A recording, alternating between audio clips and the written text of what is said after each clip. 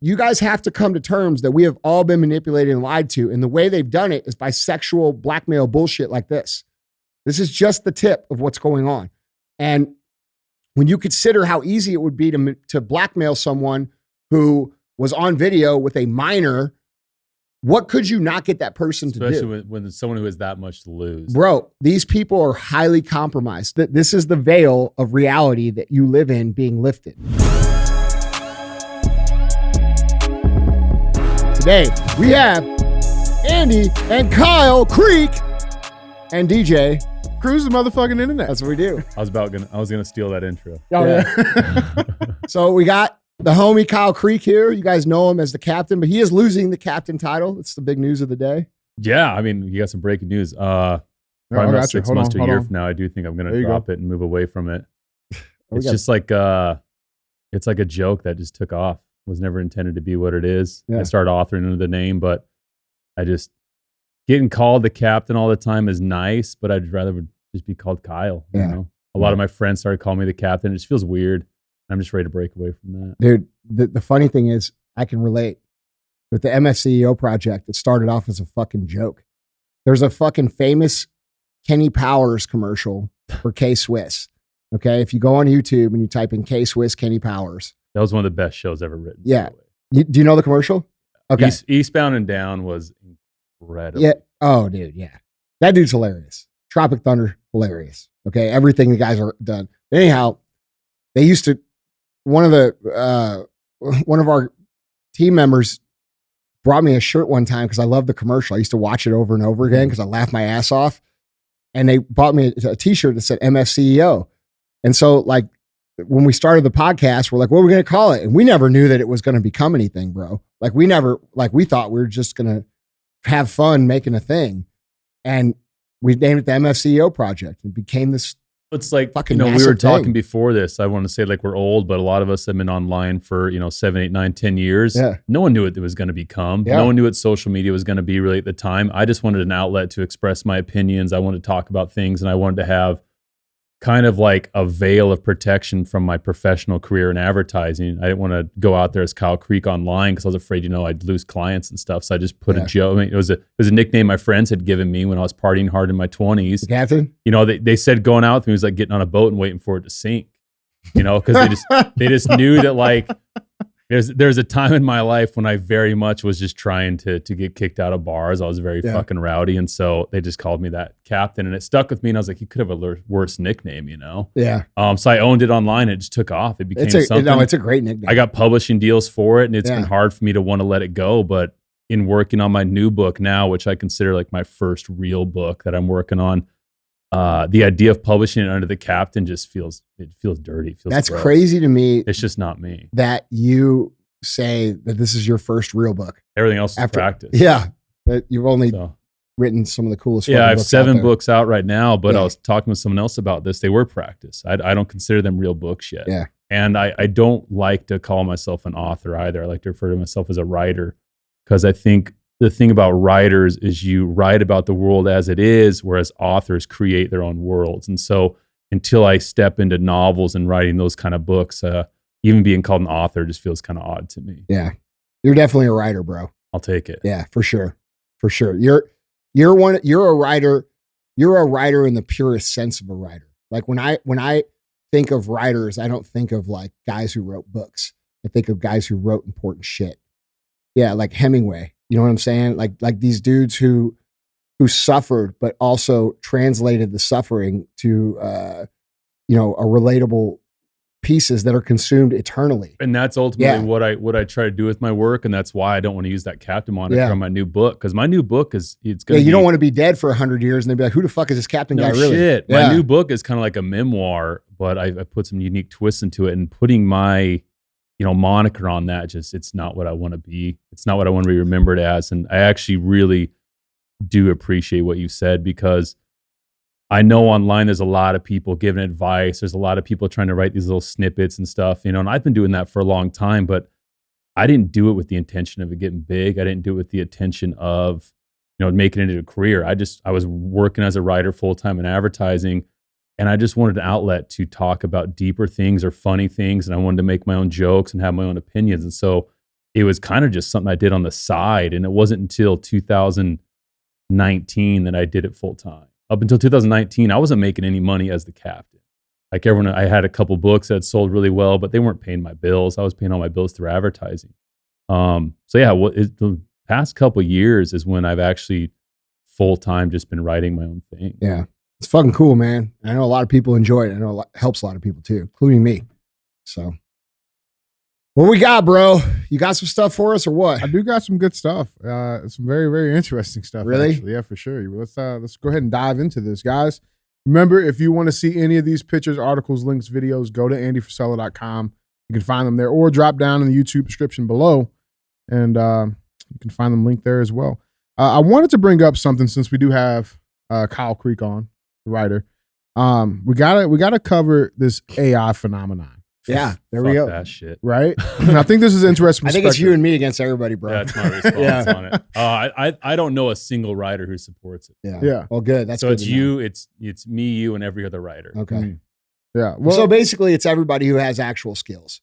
Right. Okay, So that's an accurate perfect explanation. on that. So I posted about this, I think, on my story last week, saying 5 reasons why I'll never support AI. Oh, I saw it. I had someone write back to me and say, but don't you think it removes the gateway to creation that a lot of people don't have? And they refer to prior to AI, they called it like gatekeeping, almost like creativity was something that was reserved for like a certain elite class. And if that doesn't speak to the victim mentality you speak about so much, I don't know what does. Like to refer to artists and creators as gatekeeping like a talent, I can't even think of words for how stupid that is to think that, because No. It's disrespectful. it is disrespectful. Because here's what it assumes by the nature of the comment. First of all, to write, you have to have experienced. And just because you want to create doesn't mean that you should be able to create if you haven't experienced. Mm-hmm. And so you are supposed to write to share things of value that you have experienced. And what that person is saying is, I want to cut out all the experience and I want to create. And so it's just like everything else. I want the 6-pack, but I don't want to work. I want the $10 million a year salary, but I don't want to do the work. Like this, it gives these people cheer for it because they have no real skills or willingness to go out and get the real skills. It's totally what you're saying. It's people wanting it now, and they don't understand any writer or artist, how much work they've put in and how emotionally taxing it is to put yourself out there in those ways as a writer and creator. And, it takes 10, 15, 20 years for a lot of people to find their stride in their creative field. And for someone to refer to that as gatekeeping, like, oh, well, AI removes the gatekeeping so everyone can create. But it's not for everyone. It's just Not wrong. only that, it's the wrong way to view just life entirely. Dude, not only that, it's still not you. It's not you. You And know what I'm it saying? is, Like is- that's the well, the AI, biggest hang up I don't and get. the AI is trained on the creativity of others. It's It's- not even like original AI. It's AI taking everything it's been fed Yeah. and turning it into something else. So it's all these people who actually have tried to write and create. The AI is now borrowing from all of them. Well, yeah, it's not really AI. Yeah. What it is it's a highly advanced Google machine Yes. that can consolidate data that's already been created by creative people and then regurgitate it to make sense to you or customize it to make sense to you. This thing doesn't actually think yet. It might. Yet. That's it the might, big hang up. Yeah, it might. And if it does, we're fucked. The Yeah. Terminator was a documentary. That's right. Yeah. But, listen, I got some good friends who are all up on it, right? And I love these dudes. They're good dudes. I like them a lot. But I think and this is what I said on the show previously, I think when it comes to the AI thing, people have a hard time really understanding the negative implications of it because they're blinded by their own ambition and greed for what they can create with it. And they don't understand that the net negative is going to be so bad because, dude, here's what they're not considering.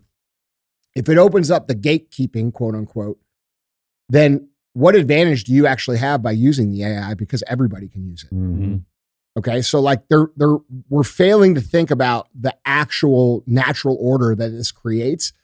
And the truth of the matter is that the people with real skills are still going to be they're actually going to become more valuable in my opinion. Mm. like I just had this talk with our company yesterday. We're not planning on replacing people. We're not doing this. And like some business gurus are like, you're insane, bro. You're going to get swallowed up. I don't think so. I actually think because we do employ real people and because our real people actually do give a shit about what they do, we'll actually stand out more amongst all the people that use the technology. And so that's where I'm placing my bets. And maybe I'm wrong and it cost me everything, but like, I'm not going to sell out human beings for technology. Well, I mean, you weren't wrong about the virtual real estate shit or the NFT shit. Or I ain't been wrong about a whole lot. That's what I'm saying. So it's like, I mean, I don't know, but I mean, I do want to get into this because we talk about the consequences of AI, right? And the actual effects that can have in reality, which is exactly what we just witnessed yesterday. So I want to get into this, and I don't know if you guys have seen this, but let's check out this first headline.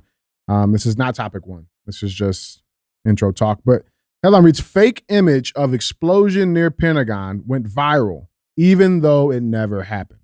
Have you guys seen this yet? Yeah. So it this cost the S&P like $500 million. It's a whole new shit. form of stock manipulation. Yeah, dude. Yeah. Like I guarantee some people shorted the S&P Made a when fuck this ton of happened money. and made a fuck ton of money off it. A shit ton of money. And what's scary about that is now there's an entirely new way to manipulate markets, and it showed that it worked. It absolutely worked. What I thought you were going to pull up is, I don't know if you saw about a month or two ago, a photographer entered a competition. I think it was in Germany. I don't know for sure. But he won this photography competition. And when he went to accept the award, he said it was AI. And he said, I did this on purpose to prove to you guys that you're not ready for this. Good for him. Because you guys can't separate the real from the fake right now. So it's this really cool image. I think like a daughter and a mom, like real emotional it looked like image. A pencil graphite drawing. And it was all AI created. And he did it to prove a point. That's and cool. I think that right there is just, first of all, I think that guy's kind of some kind of hero to do that at that scale right now, but it just shows we're not ready for it. And this right here shows we're not ready for it. Bro. And the fact that anyone is trying to advance at this point, knowing the ramifications that are already happening, it's scary. There's a blurred moral line around it right now. And it's blurred because of what I said a minute ago. People understand that they can potentially make money. Remember what I said a couple weeks ago about how they were going to implement this shit? Greed. They were going to use greed. Well, it's like this. It's like crypto and the shit coins. Like people knew they can make money. NFT is the same way. And there was a lot of, and a lot of the guys you probably follow or know of, a lot of prominent investors, a lot of people that have big ties to the stock market were promoting crypto coins and bullshit NFTs. Because they were getting paid, $1 million up front to promote this coin. And to see them do that, because I knew some of the guys that were doing it too, and it was so scammy to me. I was like, for a fact you're screwing people. Yeah. Like I don't know how people. You know what's crazy about that, dude? And I saw all that shit too. But what's crazy about that is that people have a hard time remembering who did those things.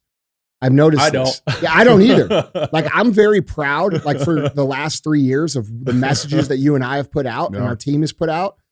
I stand on those, but like I was looking online the other day, and it's like, people aren't connecting the dots. Like, you should support the people who stood up for you. You know what I'm saying?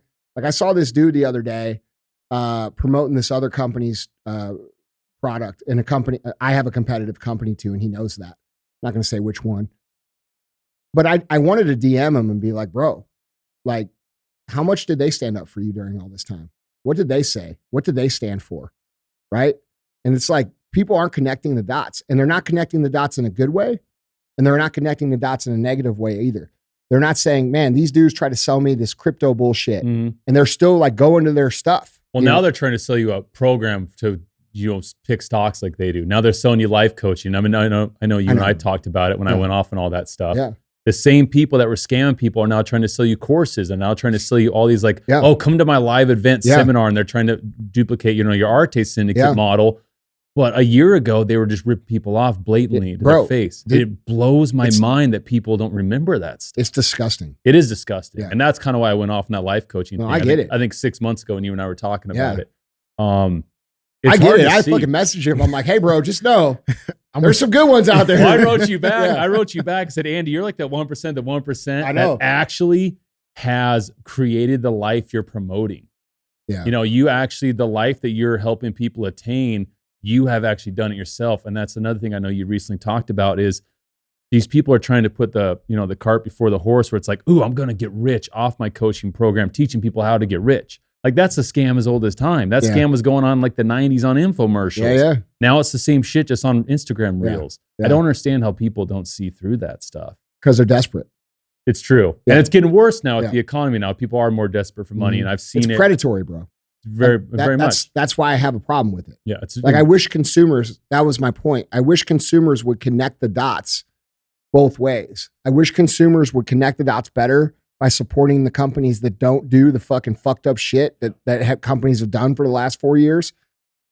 And for the people who own those companies that have stood up for them, risking their entire lives to stand up for what they believe to be right when it was completely unpopular. I mean, bro, I don't think people realize the amount of heat that him and I have taken over the last 3 years. Like, it's been fucking insane. I've had people show up at my house. I've had to have people arrested. I've had people fucking show up and shut my gate down so I couldn't get in my fucking thing and try to confront me. Like, I could go on and on and on and on. Like, this happens, every 60 days? We've had 7 arrests this year. Yeah. Okay. At the house or here at First? Both.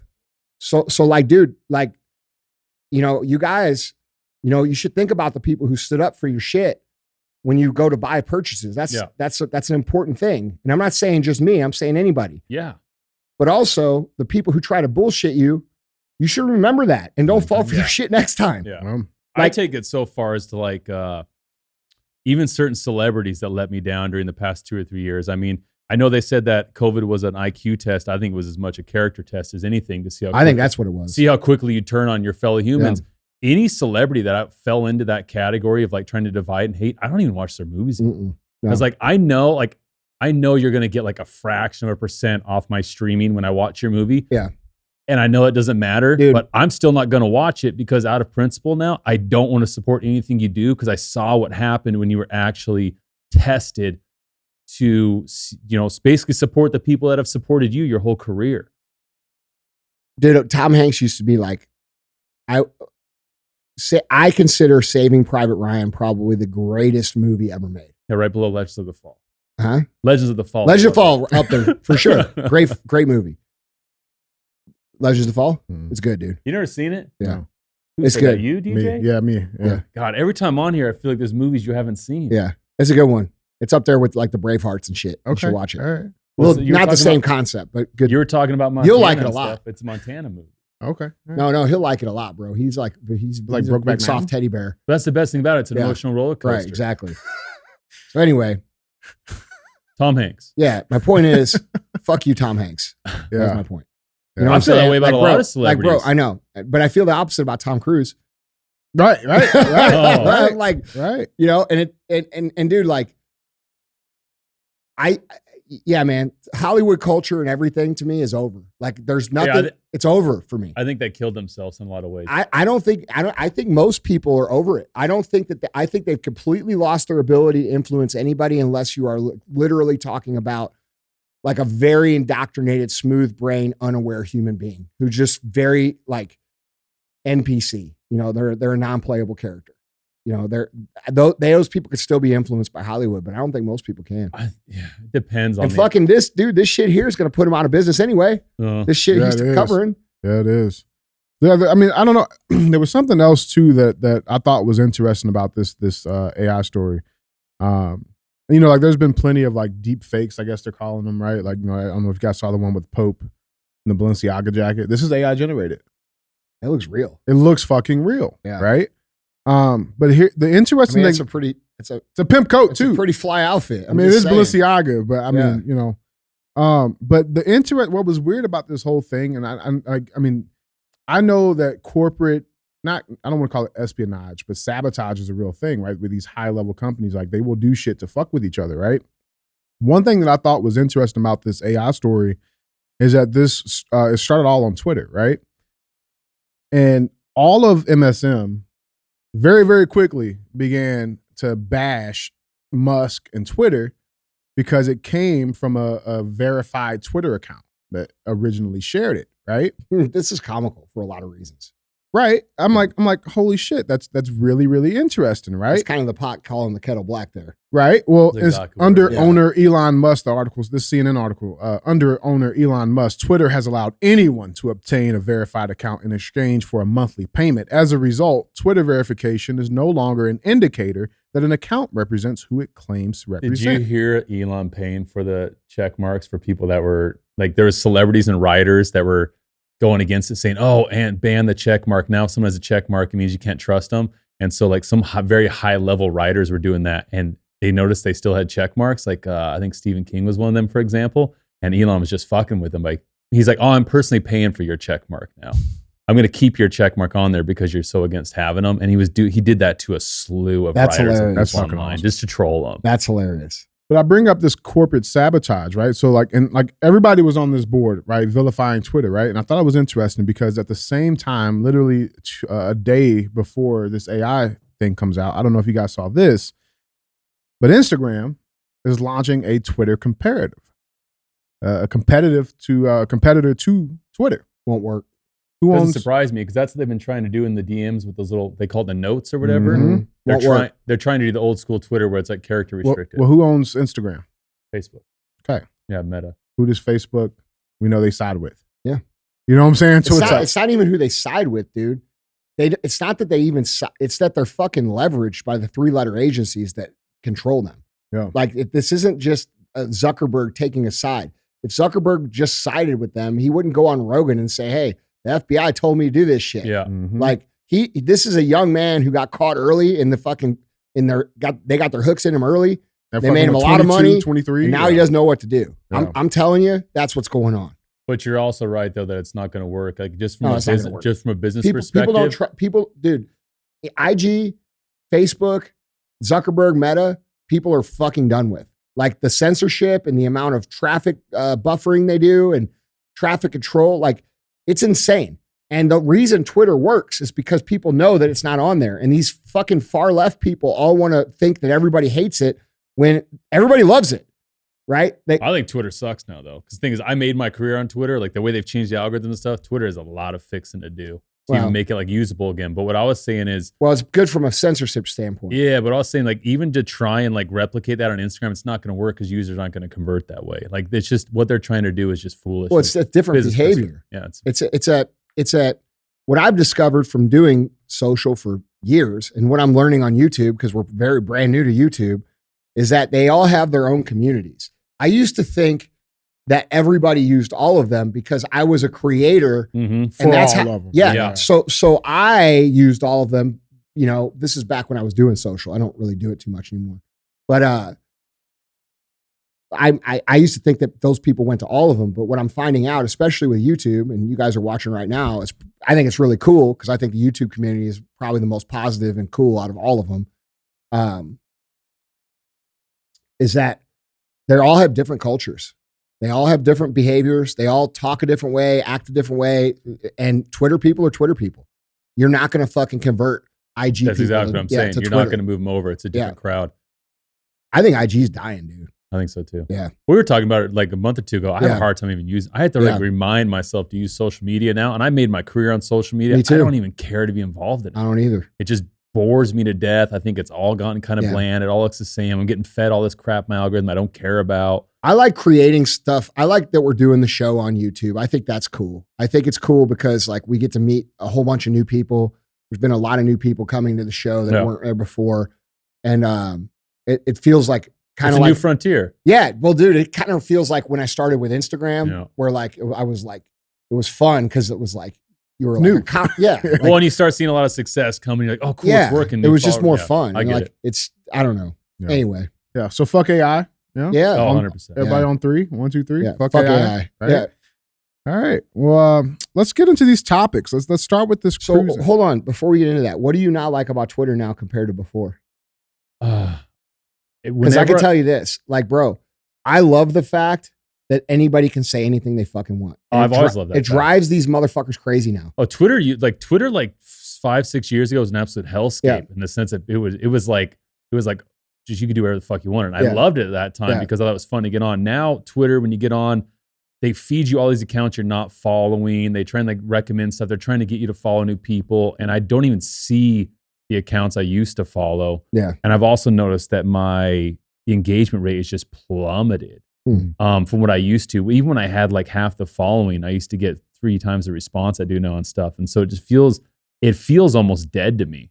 Yeah, but dude, I think that's somewhat connected to what we were just talking about a minute ago with Instagram. I don't think it's actually that Instagram is dying. I think people are moving away from living on their phones. I think so too. I think it's a behavioral change. And I think, and I can support this because I own companies that exist in real life where people have to go to them. Yeah. My companies that have retail locations or locations where people have to go are setting records. They've never been busier, ever.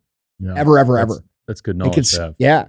And what that tells me is that people are craving in person, not on the phone. And we're seeing this health movement of, and it gets a little hippie-ish, right? But look, I'm doing the fucking cold plunges and shit, right? But like, the grounding and the mental health and like everybody's becoming aware of that they're supposed to be out in reality. Yeah, I don't think it's hippie-ish at all. I think it's no, but you get what I'm saying. Like it's like a what was considered hippie 3 years ago. It can feel a little granola sometimes because these people are so into it. But the point is, most people are starting to fucking wake up to that, even like mainstream. Yeah. And so I think it's a behavior change. I think you're seeing less traffic maybe because there's less people. I hope it goes that way. Yeah. Well, Twitter also, you got to remember too, one of the big changes that Elon had was he basically like put a hard stop on the previous algorithms that were put in place where you were rewarded for staying within certain narratives with more exposure, more impressions. Yeah. He put a hard pause on a lot of that stuff too. Because there was a lot of accounts out there were complaining about engagement and how everything was going down. He just put a hard stop on all of that. I used to crush her on Twitter. That was like my thing. I'd tweet something I've out never there, used it. had 100,000, impressions in like a matter of days. Yeah. I've never used it. But I like what you're saying though, because I was telling them ahead of time, like 90% of my writing now is off social media. It's into these books and these other things I'm working on. And I don't feel the need to create as much for social media. I'd rather create books and like we're talking about like Hemingway kind of stuff.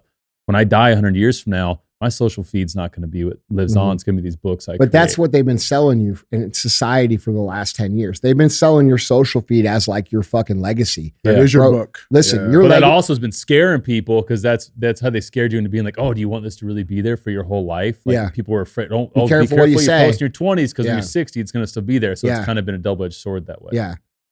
But what you're saying though is because we're moving next week. We just bought a house with some property because we're leaving Miami. We're trying to get like somewhere. We're 2 hours north by West Palm. We're trying to have more of the lifestyle I grew up with as a kid. And so we're checking out this new area. And I saw 2 boys riding down the street with fishing poles. Yeah, that's cool. On their bikes. And as soon as I saw that, I was like, this is the only community we looked at homes in. As soon as I saw that, I knew that's the life I want for my son because that's exactly how I grew up. And it's all dirt roads, like an equestrian community. People ride their horses down the road. Yeah. And we're trying to very much, my girlfriend and I, go back to that lifestyle as much as we can. And just with how much I travel, when I'm home, I just want to be a recluse. Yeah. Like I want to be on my property and I want to just work. You're a little that way anyway. I've always kind of been that way. But now we're trying to really, step it up and go that direction in our That's lives. cool, man. Yeah, we're stoked. Congrats. We don't have as much land as you, but we're stoked on it. Hey, look. Like I'm trying to get more. Come down to Florida. Yeah, I'm trying to recreate the house I live in on like 600 to 1,000 acres. I sent you that property in California. the property in Florida that had 2,000 acres. Yeah, that's what I'm going for next. Yeah, My next thing is going to be like a mega fucking Browns. Yeah, and you ain't coming. You're gonna be like no, you can come. Right. Yeah. You'll be like the Dutton family on Yellowstone. Yeah. Like it was like 256,000 acres they own on that show. Yeah. I'll be his rip. Yeah. That's right. Yeah. You gotta learn to ride a horse. You gotta take motherfuckers to the train station. I'd like to see you on a horse. I've only ridden a horse once. Yeah, and he it was at like an 11-year-old birthday party where you walk around the backyard. That's it. He fucking quit. Yeah, I mean, you fucking retired him. That fucking horse is walking around with a fucking horse cane. All right. Well, let's keep this show on the road, man. Let's start the show. Yeah, right. Well, headline number 1. Let's get into it. Driver with Nazi flag charged with threat to kill or harm president, VP, or family member after DC U-Haul crash. You know what I'm gonna say, right? What's that? This dude is like from like 10 minutes from here. Yeah, well, I got all of it. Okay. Oh, I got you. Yeah. Oh, I got First thing I saw when I saw it, I'm like, fuck, this is somehow coming to me. you. Right. These motherfuckers are gonna fucking blame this on me. Like somehow Bro, this Real shit. You know the first thing I thought though, like legitimately, I'm like, because the kid kind of looks like one of the guys that we've had to deal with. Oh, really? Recently. Oh, really? And I'm like, What, like the weirdos that Yeah. like manic behavior, shit like that. And that's the first. It's not thing. even weirdos, This bro. is the guy that gave you all the eggs. Yeah. That was a different guy. Yeah. But no, I'm like, holy shit, this guy, like, he looks familiar. I did a check. We're fine. We're in the clear. But it definitely threw me off too. But I got some interesting shit about this story. So let's dive into this. So the article reads, the driver of a U-Haul truck that barreled into a security area near the White House has been arrested on multiple charges, including threatening to kill or harm a president, as a Nazi swastika flag was retrieved from the vehicle. The man, whose identity was not released at the time of this article, we do know now, he crashed the box truck onto barriers on the north side of Lafayette Square, about a block from the White House, at about 10 p.m. Monday night. The suspect faces the charge of threatening to kill, kidnap, or inflict harm on a president, vice president, or family member, the U.S. Park Police said in a statement to the Post. He also faces charges of assault with a dangerous weapon, reckless operation of a motor vehicle, destruction of federal property, and trespassing, according to that agency. Now, a video was posted by the Insider paper that shows the dramatic moment the vehicle mounted a curb and slammed into the security barrier. Here's the video for you guys.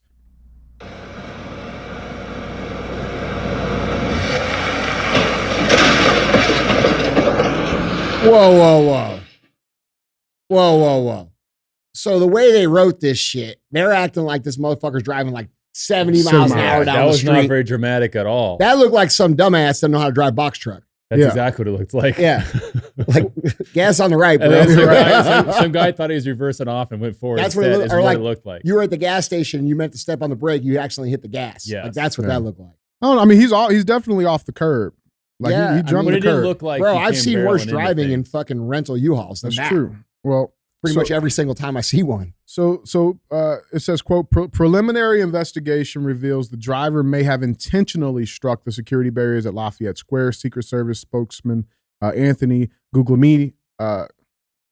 Guglielmi? Oh, I can't even help you with Guglielmi. that. Yeah, I don't know. Guglielmi. Anthony G. Yeah, there we go. There you go. Yeah. Secret I'm Service sure in his spokesman. family it's Tony G. Yeah, That's what right. they call him. Secret Service spokesman Anthony G said images from the scene showed a Nazi flag and other objects strewn on the ground next to the vehicle as authorities investigated. A Reuters witness said investigators found the flag, which apparently came from inside the truck. Bomb technicians who searched the truck found no explosives or incendiary devices inside. A law enforcement source familiar with the probe told CNN. Witness Benjamin Berger, what a great name, said he heard the initial crash, then saw the vehicle slam into the barrier. Now, here's a couple of pictures for you guys. Okay, there's the Nazi swastika flag laying on the ground. There's a backpack, right? They're searching the back of the truck. There's nothing in it.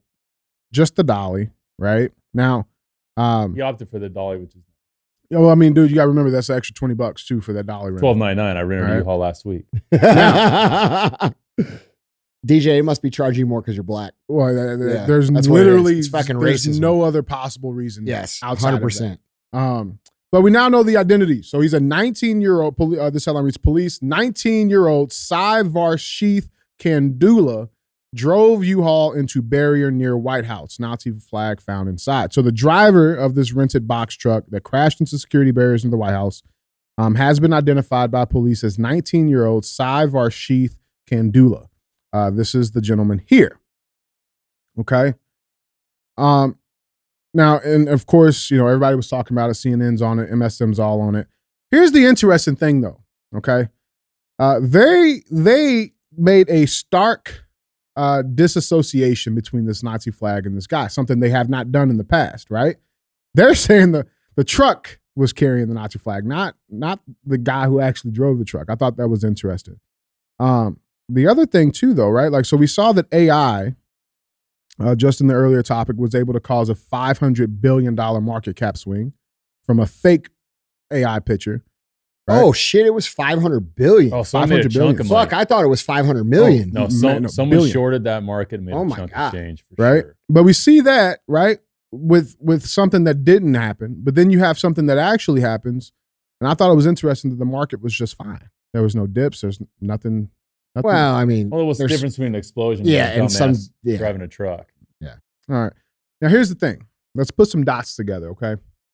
And did some digging. Remember, this is a 19-year-old kid. He's from Chesterfield, Missouri, right down the street. You get amazing smoothies at that Chesterfield supplement superstores. Just letting you know, Shameless that's plug. not an ad. Shameless plus. But you go in there, they'll make you a fucking great smoothie Yeah, right. right there in Chesterfield. He must have needed one. That's why had he's to have angry. one. But here's the thing, man. So I did some calculations. I did some research, okay? To get that truck, that was a 26-foot truck. It would have cost him $2,100 to get that truck. He drove it from here to Oh, DC. really? And then probably another $270 in gas, okay? How does a 19-year-old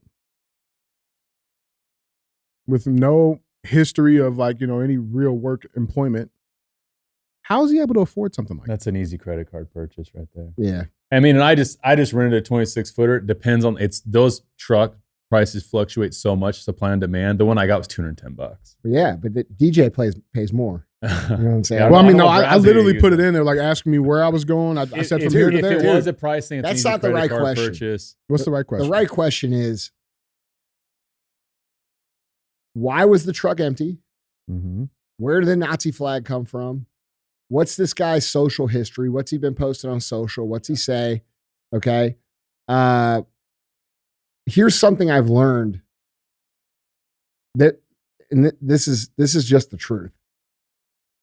There's a lot of really mentally, like legitimately ill people out there. And I don't think people really understand what mental illness actually is because it's been monetized so heavily by the therapy industry. Mm-hmm. Okay. Therapy is a $400 billion industry.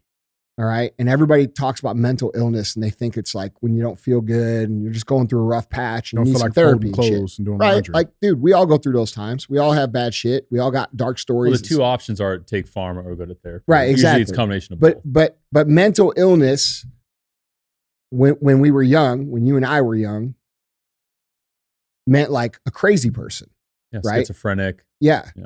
Or a manic, like somebody that is like manic, legit bipolar. crazy. And people are confusing like most people have never experienced someone like that, like a real insane person. And I've had multiple times because of the show. And I'm sure other people that have shows have dealt with this as well. But bro, these people are, they're fucking ill. Like Mhm. they don't understand reality. They don't understand what's going on. And, what is this guy's history with this? Mm. You know what I mean? Like they are so quick to write these stories and make them, like I think they even came out right away with this, and I could be wrong, but I'm pretty sure they were saying that this was a fucking act of white supremacy. Right. Which I knew from the beginning that it The wasn't. motherfucker ain't white. Well, that's not how I knew. You know how I knew? Because we all know white supremacists don't use U-Haul. They use fucking Penske and fucking Mayflowers. They use Mayflower. So. You know what I'm saying? That's how I knew from, oh my God, that dude ain't white. All right. Yeah. You're going to, you know what? See those 4 trophies over there? I'm Yeah. taking one back. I feel like I earned one. I I'm thought that was taking one good. back, bro. I was gonna say, like, I don't even think that should have been a headline story. Like that story, I don't even know. It seemed like such a. It sounds like they're stretch. trying to just make It's a something out of stretch nothing. trying to make something out of Yeah. it. I agree. It seems like a sad, troubled, angry, perhaps very mentally ill kid. Yeah. He's very much a kid. 19 Yeah. years, you're a kid, and it seems to me like he just did something Well- really fucked up and stupid. Yeah, but bro, they are intentionally creating mental illness. And I'm not talking about depression. I'm not talking about you're going through a hard time. I'm not talking about working through your quote unquote trauma or whatever the fuck you guys want to call it. I'm talking about real mental illness. I'm talking about people who have lost a grip on reality and they are like not capable of functioning in a real society. There's so many of those people and they're being intentionally created by these, the systems that are elite, quote unquote elite. Well, most of the homeless population is a mental illness issue. Yeah, but bro, absolutely. But they're creating it. Okay. And here's what people don't understand. I talked about this in 2015 and 16 on the MFCEO project. When you remove the truth from the upbringing of a child and you tell them that everything is fair and that you are special for being born and that there is no competition because we're going to give you trophies for showing up to the game now. Okay. No longer do you have to be good. You could just get a trophy for showing up to you fucking... even get trophies for bad jokes these right, days. exactly. Yeah. Like, you get them taken away for that. All right. Let me guess, he gets one for that one. Huh? But that's right. I'm giving it to fucking Kyle. That's right.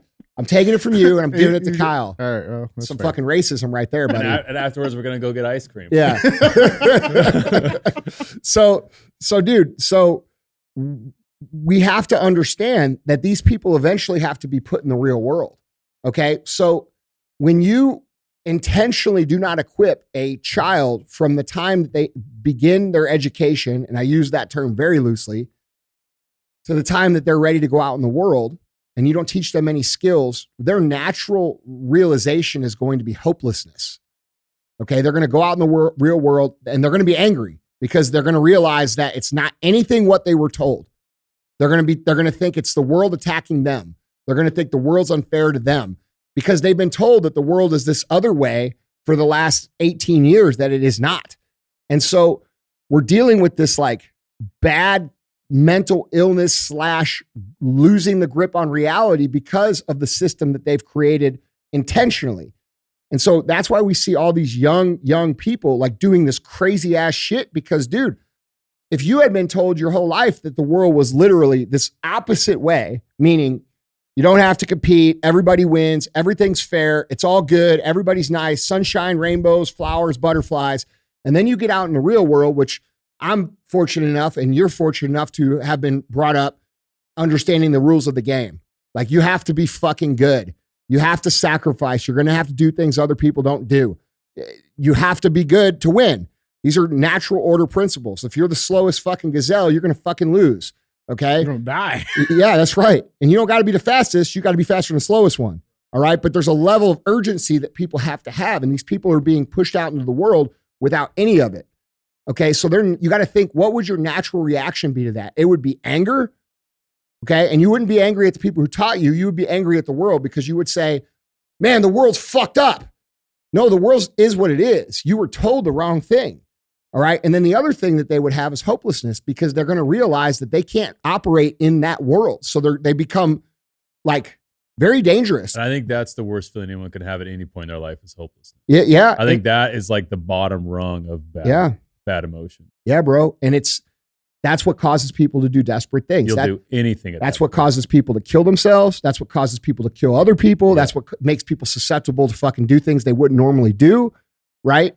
So, you know, we have an entire generation of 18 to 20-year-old kids where a lot of them are this way because they were brought up in a lie.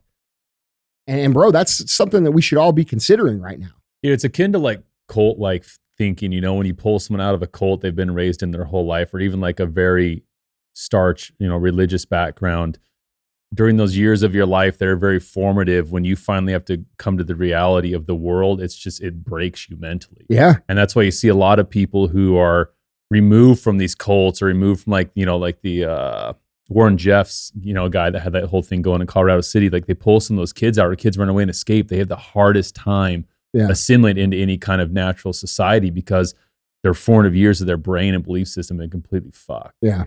And so I think I really just think this is a sick kid. And I do believe he's a kid. I don't think he's anywhere near being, you know, mentally stable or developed. Let's not even talk about the fact that our 3-letter agencies completely just made up a fucking report to create a situation that made our president look like he was a traitor to our country. If they would do that, they would certainly lay a Nazi flag out in front of some poor kid to create a narrative that they wanted to create. Just saying.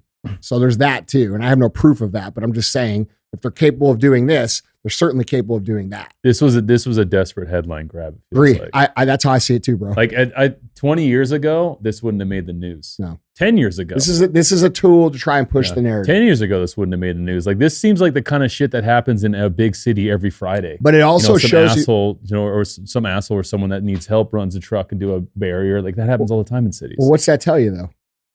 They're desperate. Fucking right. They're fucking desperate. Yep. Well, guys, that was headline number one. Let's move on to headline number two. This is an interesting conversation here. Headline number two reads, reparations fight roars as some cities push $1 million payments to Black Americans. Our civic obligation. So this is an interesting one. Fox News reports, article reads, the battle over reparations is growing across the United States as local, state, and federal officials weigh everything up to 7-figure direct payments to Black Americans. While some advocates call it a long overdue policy addressing a history of oppression, its foes call it a misguided, divisive, and harmful approach that exacerbates issues rather than solving them. Polls show it is broadly unpopular with Americans, but it nevertheless has received serious attention in both Washington and municipalities around the country. Representative Cori Bush here in Missouri, alongside several other progressive lawmakers, unveiled the Reparations Now resolution last week. Oh, they're bringing this here now. Calling for $14 trillion in reparations for Black Americans. Quote, the United States has a moral and legal obligation to provide reparations for the enslavement of Africans and its lasting harm on the lives of millions of Black people, Bush said in a news conference. Amid the debate, policy experts are divided on the feasibility and necessity of reparations. Quote, the reason why we are experiencing this momentum at the moment is because the present is catching up with overdue history. Cornell Williams Brooks, a professor at the Harvard Kennedy School, told Fox News Digital, adding that the push is to make amends for America's history of slavery. Quote, reparations is about repair, Brooks said, and that may mean a variety of forms of reparations to people who have been harmed in different ways, children who've been harmed, adults who have been or are the descendants of chattel slaves, but also those who have endured the harm of Jim Crow segregation. Brooks, who was a civil rights attorney and also formerly served as the president and CEO of the NAACP, said people should not be making money allocations until a larger conversation is had. Quote, we want to talk about receipts and price tags before we talk about harm, and we don't do that in any other context, Brooks said. Now, there's another guy, you got Robert Woodson. He's a civil rights activist who opposes reparations, said the push is purely political. Quote, my most cynical self says that this is more about the elections of 2024 than it's about reparations from 1619, Woodson said, who is also the founder and president of the Woodson Center. Woodson, who went viral for slamming reparations on Dr. Phil last month, told Fox News Digital that reparations would not solve the problem the Black community today. Quote, in order to solve a problem, you've got to properly diagnose, and reparations is no answer for the challenges facing large numbers of Blacks in these cities, he said. Quote, it is lethal to continue to direct attention away from the critical problems and challenges facing Blacks, and reparations is a major distraction. It's a ploy, Woodson said. It just keeps us all at each other's throats, and it's being used cynically by people who really are trying to undermine the fundamental values of the nation. Now, even Ice Cube weighed in on this. This article reads, rapper and actor Ice Cube said recently, the Black community's decade of support for Democrats have failed to bring change. During a recent interview on the Full Send podcast, one of the hosts asked him if there was a stigma in the Black community when it came to Republicans. He says, quote, I don't know what's going on in the African-American community when it comes to that. I mean, Black people have supported Democrats overwhelmingly for 50, 60 years, and nothing has changed. So something's got to change, Ice Cube replied. And before we get into discussion, I wanted to bring this up because his point about the ploy and it's used for political purposes, right? So I went back and looked at some headlines throughout the last 10 years or so, and I found a very interesting common theme that happens. Okay. Read this headline. This headline reads, are transatlantic slave trade reparations due? This is the New York Times. 2015? 2015. What happened in 2016, guys? Election. Okay. All right. Stay with me now. Why we need reparations for Black Americans. That was April 15th, 2020. What happened in 2020? Oh, an election. Oh, okay. Corey Bush says $14 trillion reparations bill will eliminate the racial wealth gap. That's May 19th, 2023. What happens what happens next year? Oh, I think it's an election. Oh, okay. All right. Guys, what we got on this? Well, didn't I say last week that the reason that, or maybe it was the week before, but the reason that they're trying to offer reparations is to keep black people engaged with the Democrat vote. That's the only Didn't reason. I say that though? You did. I'm pretty sure I said that. I mean, I've said a lot of shit. I can't remember all of it, but pretty sure I at least thought it. I think I said it though. Didn't I say it? No, you said it. No, for real. It's been said. I can't remember. All right. So that's first things first. Clearly a fucking ploy. If these people, and this is the thing that bothers me about it, is that Democrats, like, I don't like Republicans either. Okay. Like, I don't like any of these fuckers from the government. Like, I think we need real people who are not associated with a party, who stand for certain values, and we elect them as individuals to go fight for us. Mm-hmm. That's how I see the government working the best. I don't like this groupthink. I think it hurts everybody. And they benefit and we lose. So I'm just going to say that, I choose to support Republicans generally because they stand closer to where I am at than what these fuckers do. But one thing I get frustrated with about the black community and the Democrat situation is how they try to paint it as if the Republicans are the fucking reason, or white people are the reason that these neighborhoods are fucked up. And Ice Cube is making the point that we've made on the show many times. And one of the problems that people fail to realize, dude, is that, if you truly hated a race of people, okay, would you just go out in the open and say, we fucking hate this race of people? No, it's not socially acceptable. But what you would do is you would use your positions of power to make life extremely difficult in those neighborhoods of that race. You would not prosecute violent criminals. You would not prosecute petty crimes. You would not allocate the funds to the schools or the businesses. That's legitimate oppression. Oppression is not calling someone some fucking names, okay? So the problem that I have resolving in my mind is the situation of how that is not understood. Like, it's How not. do we miss that? Yeah, the real racism is the looking away from the literal neglect that our black communities have had for the last 50 years. So Ice Cube is onto it, and I bet he knows it. He's just a little afraid to say it still. He knows what's going on, okay? And if you want to talk about what real racism is, that's real racism. Real racism is actual oppression. It's keeping life hard. It's keeping you in a situation where you cannot dig out of. And these people understand that the black people have basically at least become suspicious to them. All right. And now they're trying to bait them in with this promise of money. That's what the fuck it is. And furthermore, I'm curious, like, where do I fall in the scale of things? Because my family comes from Sicily.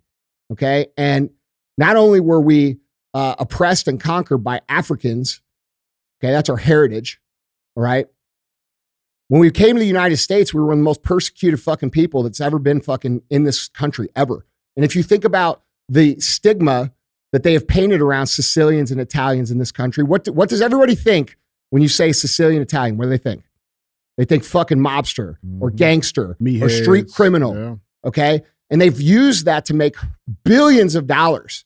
All right. So if we're going to talk about like oppression, Sopranos, okay, we can fucking do that for every single group of people that's come to the United States. At some point in the right, system. exactly. Yeah. And so, like, dude, this is normal behavior culturally across humanity where groups of people are a tribe and not always get along with the other tribes. And this has been going on for fucking 12 million years, dude, or longer. Fuck, we don't even know because they don't tell us the truth. But my point is that this is bullshit. Everybody knows it's bullshit. And hopefully the Democrats understand, or the black communities are understanding that, like, dude, this is how unintelligent they think you are. Okay. They think that you can't see what they're doing. Like, this is the first time we tried to have conversations about reparations. That's where I was going to go with it. I think it's an insult to people to expect them to buy into it. Right. It's a red herring to distract from what you're talking about. And if they're going to take that $14 trillion and do something with it, they do need to invest it in those neighborhoods and infrastructure that makes a difference. Yeah. It's purely a political ploy, and I think it's an insult to have people not see it that way, or to believe that they're not going to see it that way. Yeah. One of the things that I loved about Ice Cube, because this conversation, Ice Cube originally started back in 2020. Yeah. Right. He brought up the point about how Trump did all the shit for the HBCUs and was vocal about it. Dude, Is that what you're talking about? Yeah. Like, so he came up with this plan, this document, right? And had, it was a long list of things that could be done. And like, most people hear reparations, they're thinking just direct payments, right? But like this plan laid out, how to improve the school system. So he created the plan. Yeah, he created this plan, right? And he did not directly reach out to either side, right? Like how he explains it is, but he somehow got a contact with Trump and the Republican side, right? They say, hey, dude, we love about 90% of your plan. Actually, we would love to add some stuff to this, right? We would like to implement some of this stuff right now. And it happened. It did happen. He went to the Democrats, or the Democrats came to him, however it happened, and they said, yeah, we like your plan, but come see us after the election. Wasn't that the thing where the HBCUs had to go back every single year to renew their government funding? Yep. And Trump said to Ice Cube and the HBCUs, like, hey, you don't have to come back, bro. We got you. For the first time ever. Yeah. And the reason the Democrats have always made the HBCUs come back is because they're trying to anchor them in for the vote. Mm-hmm. You see what I'm saying? They're trying to own them. Trump actually, by quote, which doesn't make any. I mean, that doesn't surprise me because. No. What Trump said actually, his direct quote was, he said, I'm going to give you permanent funding. He's like, because it's not that I don't want to see you every year. I just don't want to see you for these reasons. And bro, at the time, there was black people saying that's racist because he don't want to see him every year. Right. It's like, bro, you're missing the point. You're confusing real racism with the fake media racism. It's two different things. I think the key thing there is Ice Cube actually created a plan, whereas there's no plan for the reparation. Like, how do they actually, like, no one can actually give you a model of how they believe that's going to help or change things. Or who gets it. Not only that, it's purely emotional. If we say $14 trillion, first of all, the conversation is it's a non-starter. But let's just say it was a starter for the sake of conversation.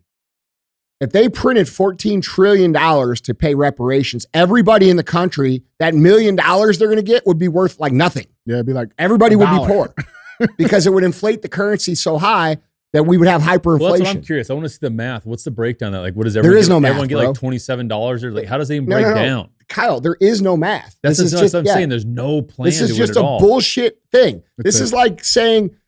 This is like the fucking dude at the strip club telling the stripper, "Hey, baby, come home with me, and I'll fucking make you a gazillionaire." It's word vomit bullshit. It's so it's just so crazy. Like I look at this, it's clickbait headline, bro. That's all it is. Yeah, and it happened. It's like, dude, like here, the proof is right here, guys. Well, the problem is it's more than a clickbait headline because they are going to use it to try and pander the vote. 100%, and it happens every time, every fucking 4 years. No, you know what I'm saying though. Like I mean it in terms of advertising. Like like if we were going to sit down, if you and me, and we're like, fuck, all right. How are we going to market this shit? Yeah. This is what the fuck we would come up with.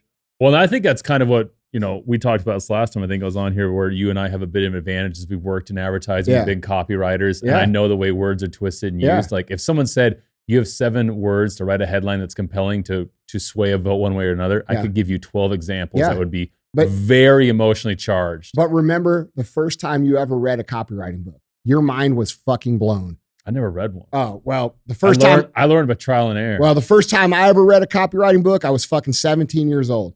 I read a copywriting book, and then I used the copywriting book to write a book on credit repair, and then I sold the credit repair book in classified ads. And that's how I started making money when I was fucking 17. That's actually badass. Yeah. I didn't know that story. Yeah. No, I didn't know that. There's a whole lot of stories I never tell. But that's why you need to write a real book. I know. Well, I know you're busy. I'll ghostwrite that shit for you. Bro, if you and I wrote a book, let's do it.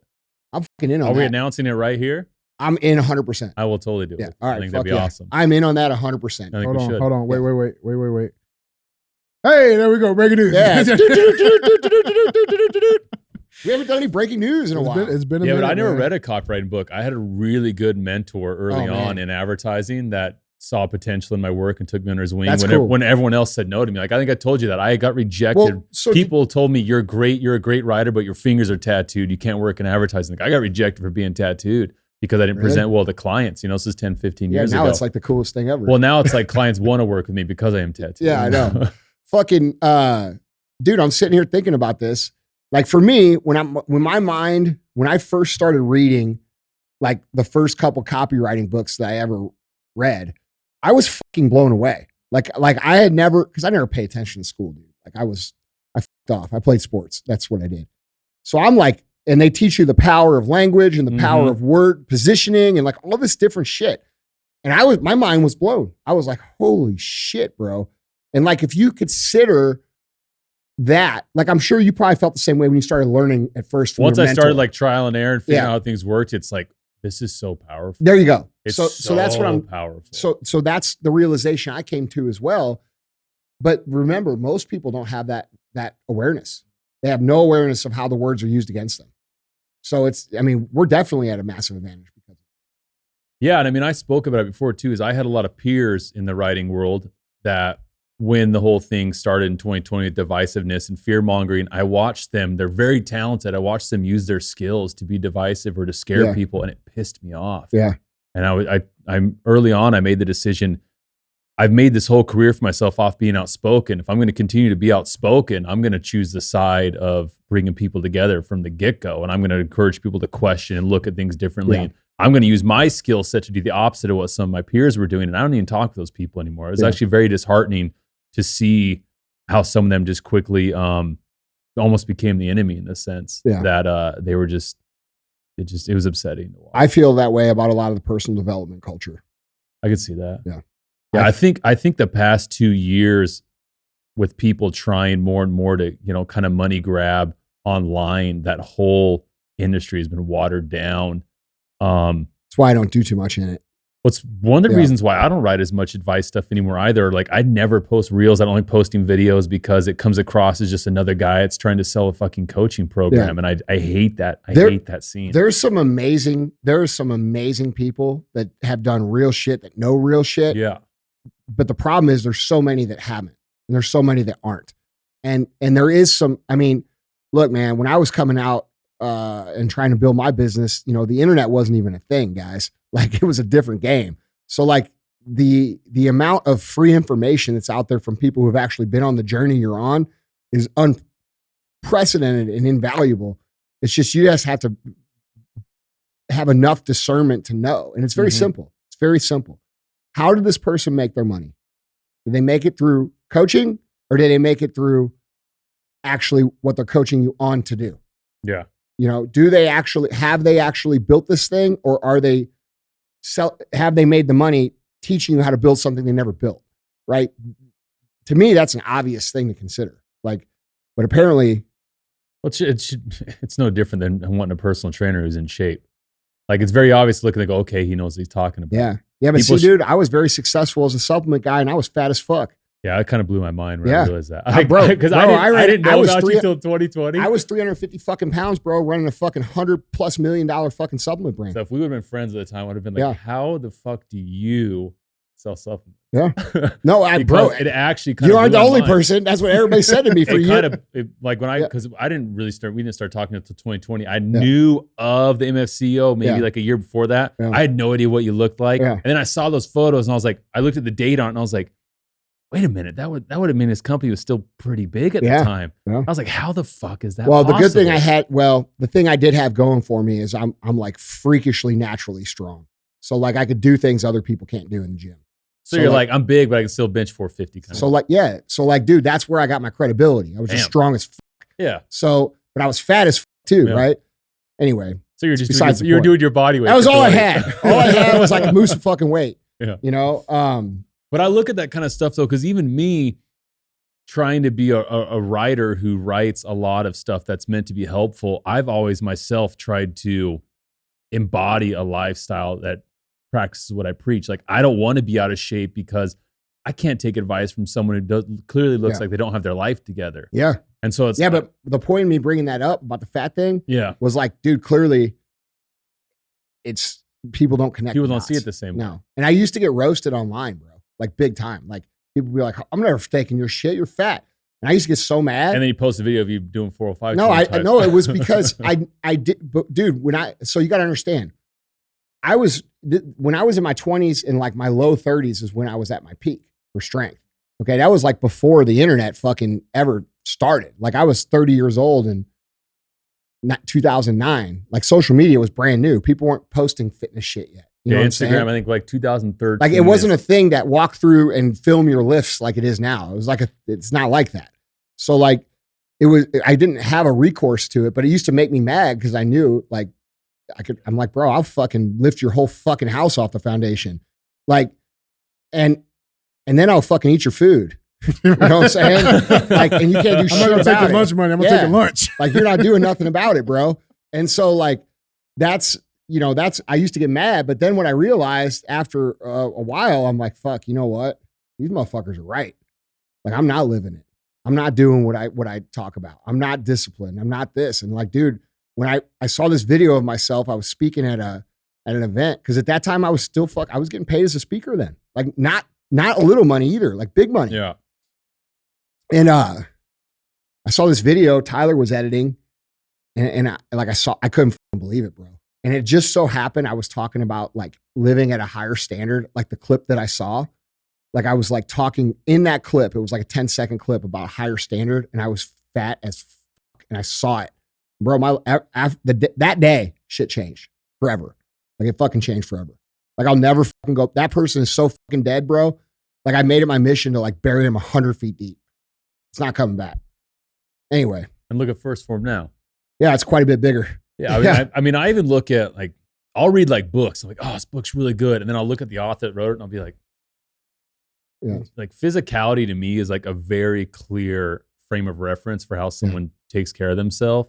Yeah. And if you're going to give me any kind of advice on like how to cope with, some grief I'm going through, or if it's something like about like depression, like I want to see someone who somewhat looks like they have their shit together. So I'm saying even for me as a writer, I'm far removed from the fitness space. Yeah. I've always tried to stay in shape because I don't want to be a guy that looks like I'm just making shit up. Like it shows I sacrifice and I live some of the stuff I talk about. Dude, living the stuff you're talking about is the answer to all the problems we have going on in society anyway. Yeah. That's the truth. When I sit here on this show or on the internet and talk about personal excellence being the ultimate rebellion, we're talking about living your story. Like you have a duty to live that story that lives within you that hasn't been exposed yet. You have a duty to become that person that no one else even knows that you have inside of you. You have a duty to do that because that shows other people how it's done. And that was what occurred to me back then. I realized that if I was going to build a successful business where people changed their lives, I had to have that story too. And I didn't. So I made it. I think the fact you have that story actually makes it more powerful than had you not gotten overweight and got over it. It's particularly with the 75 Hard program. Like that story you have there is what makes it resonate with people because you've clearly have done exactly what you're preaching. I couldn't live any other way anymore, bro. And I like what you're saying too, because I had someone ask me on a podcast like a year and a half ago, they say, because I'm not very religious. I don't consider myself even a Christian. I kind of believe in some universal energy that connects us all, which helps me make better choices because I want to get out I want to get back what I put out there. But I had someone ask me, what is the purpose of humanity? And I think the purpose of humanity is I think it's for every person to achieve their highest potential. Yeah. I think if everyone did that, the human race continues to move forward. Yeah. Yeah. And whether you believe it from a physical standpoint, emotional, or whatever standpoint, if everyone just does the best at whatever is they are here to do, which is totally different for a lot of people, that's how the race continues to thrive and evolve and change. And that's also what makes us uncontrollable to the people that manipulate us. I was going to ask you something too. How much does it bother you to hear everyone talk about everything that you've been preaching for a couple of years? Because I see all the time now, I get these clips of life coaches and they're like, oh, the ultimate rebellion is personal excellence. They literally say the same shit you say that you've been preaching for years. I mean, at some point you're like, you feel good that you started it, but those people are pirating your words to There's a lot of them. Sell their own crap. Right. It bothers me that they sell stuff on it. Because I don't even sell stuff on it. I don't like that. But at the end of the day, and it doesn't make me mad. Yeah, I'm a competitor, bro. Like I want to fucking win. And when I innovate, and the truth is like, and I'm not saying this to throw shade on anybody, but like people have copied my shit for my whole life. Yeah. Everything we've done in business has been different than the way it was always done.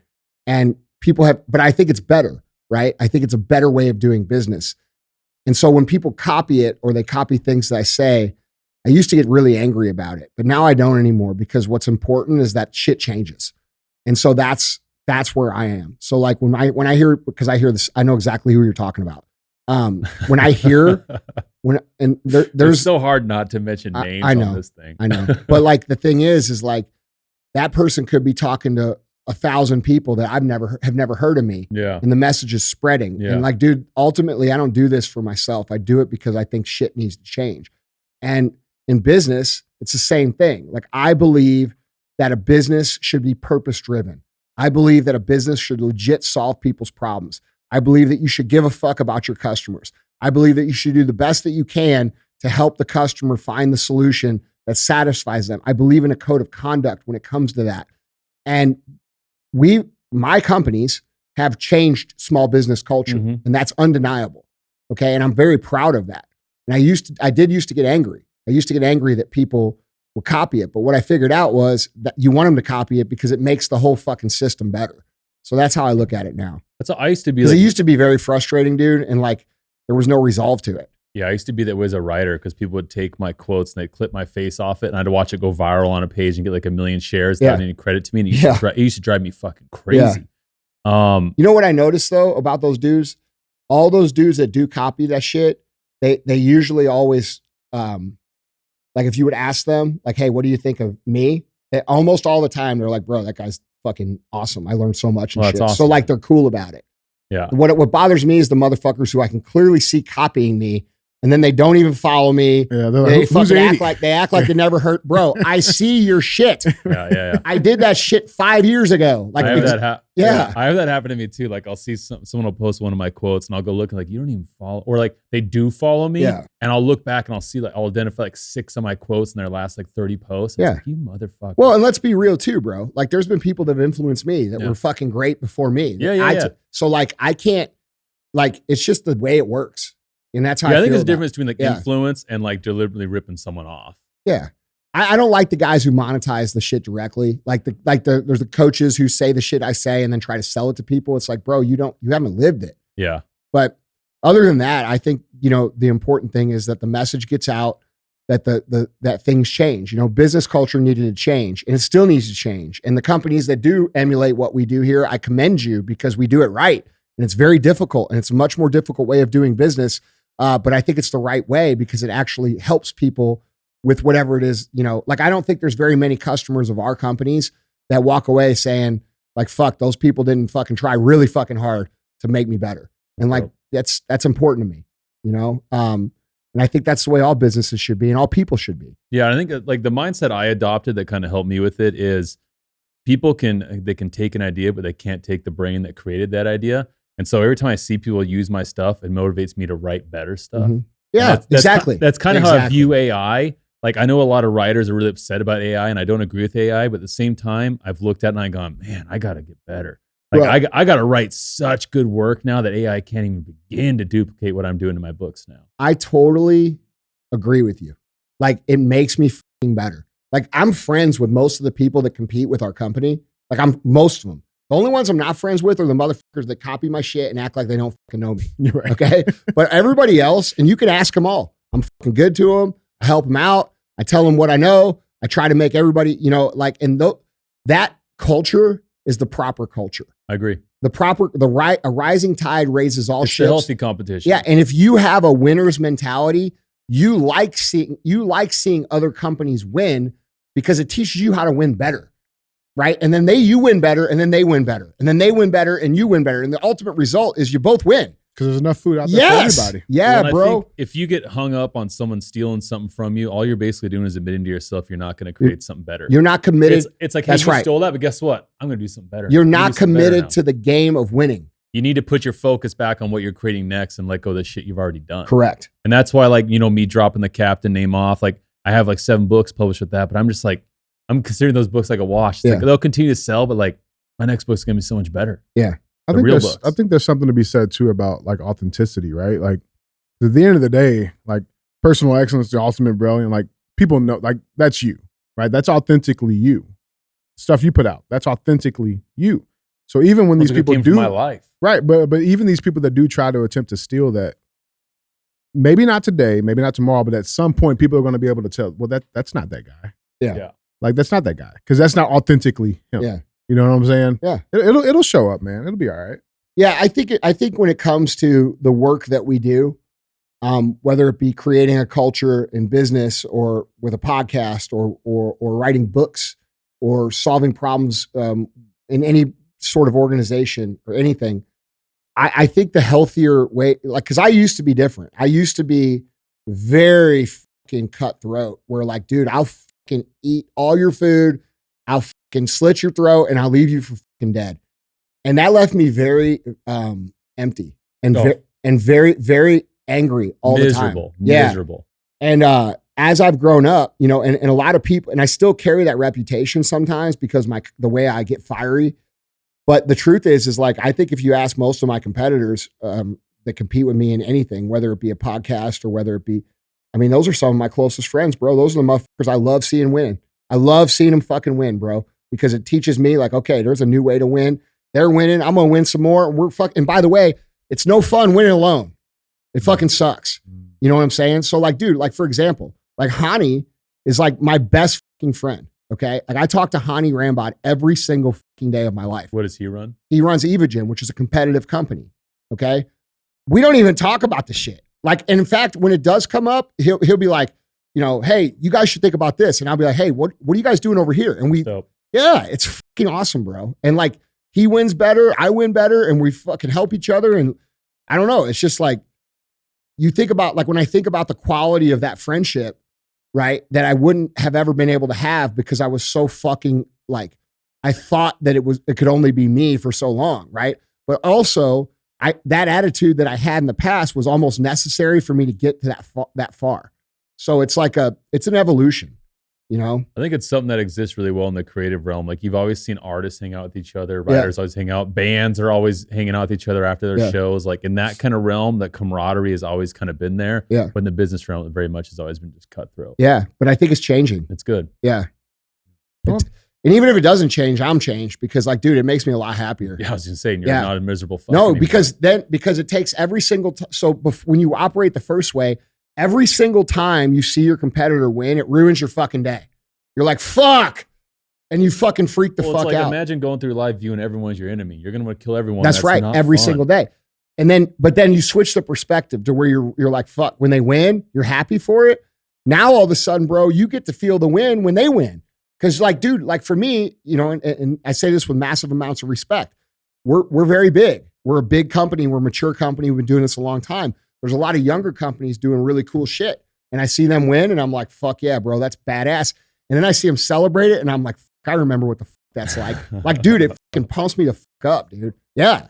And it's just a better way to fucking look at things, I think. You know? Anyway. C.T.I. Right. No, it's good. Fuck AI. We do got one last topic, one last headline. Our third and final headline, guys. Headline number 3. If you don't have a good partner, you better have a good hand. Russian bridge player whose affair with Bill Gates became blackmail fodder for Jeffrey Epstein's channel's Hollywood icon Mae West. Did you guys see this shit come out? I heard about it and know the details. Yeah, it's dude, it's weird shit, man. So this is a Daily Mail article. How good at bridge do you have to be known as a Russian bridge player? I don't even know what the fuck bridge is. Isn't I had bridge to look supposed into to it. be It's one like of a the most card game, complex, hardest right? games there is? Yeah. I don't know. Yeah, I think it's probably so complex. I don't even know about it. I think if I'm thinking correctly, it's actually has more combinations than chess. Like it's incredibly hard to get good at bridge. Oh, okay. Well, then that makes sense why you're recognized for it. Yeah. So it says, this is the moment a Russian bridge player who allegedly had an affair with Bill Gates used a raunchy Mae West quote comparing the Microsoft co-founder's favorite card game to sex. Mila Antonova, an accomplished bridge player, faced off against Gates at a national tournament in 2009. 1 year later, while giving a talk on how the card game can help young people improve their mental acuity, she told of how she met Gates at the tournament and, quote, tried to kick him in the leg after losing. In her description of the game, Antonova referenced a famed quote attributed to actress, playwright, and sex symbol Mae West. Good sex is like a good bridge. If you don't have a good partner, you better have a good hand. A remark that drew a round of laughter from the audience. Now, it's an old video.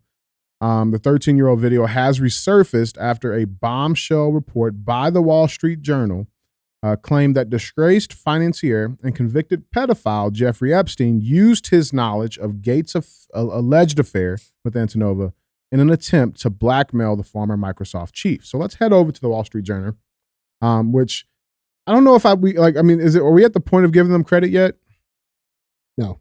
Okay, I would agree with you because they've been very complicit in all this bullshit. It's very difficult to know where people lie at any given time because these people are operating with the current winds. Right. I think they're just doing whatever is going to be, correct. Clickbait. Where they can sell ads or where they can go with the narrative. Yeah, not so much as wanting they're to not do the right standing thing. on the truth. 100%. Yeah. Well, let's head over to the Wall Street Journal. Let's go through this bombshell report.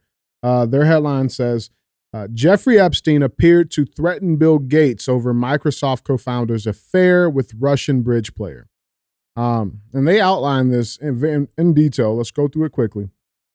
So they report, Jeffrey Epstein discovered that Bill Gates had an affair with Russian bridge player and later appeared to use his knowledge to threaten one of the world's richest men, according to people familiar with the matter. The Microsoft co-founder met the woman around 2010 when she was in her 20s.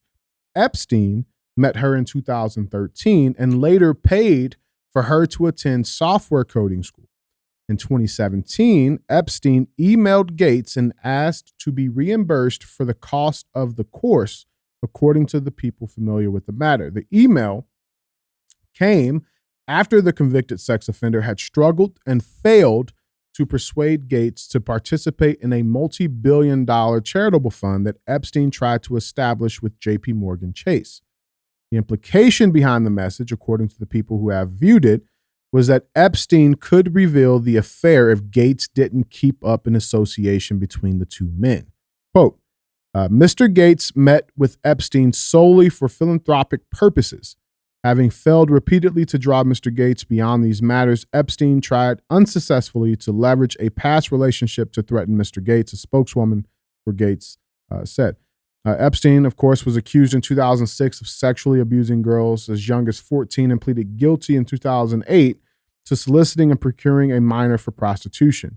He spent time in a Florida jail and registered as a sex offender. After the Miami Herald reported on dozens more women who said that they were abused, he was arrested in 2019 on sex trafficking charges.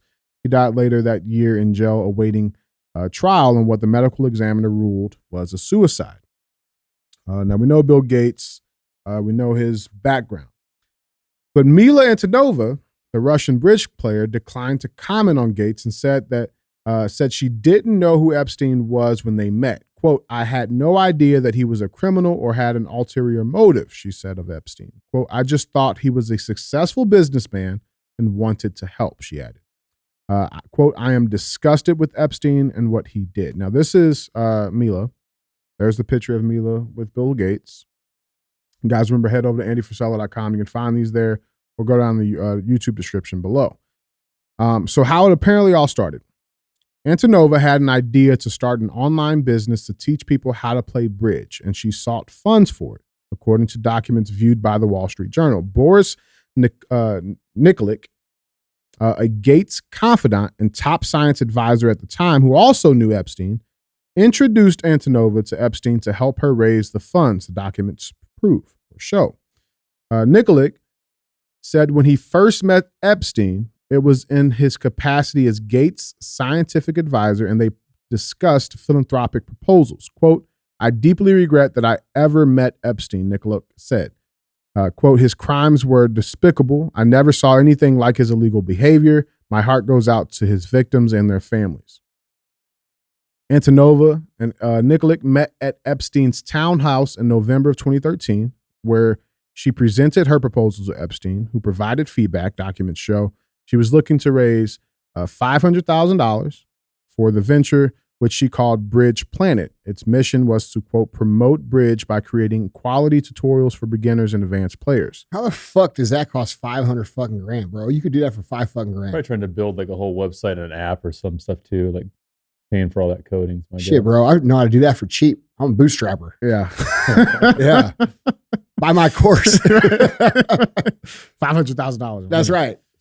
So apparently on November 9th, Antonova wrote an email to thank Epstein for the meeting and reviewing the proposal. Epstein ultimately didn't invest in the project, Antonova said. After she failed to secure funding for Bridge Planet, Antonova said she decided to become a software programmer and asked several people to lend her money for a programming boot camp.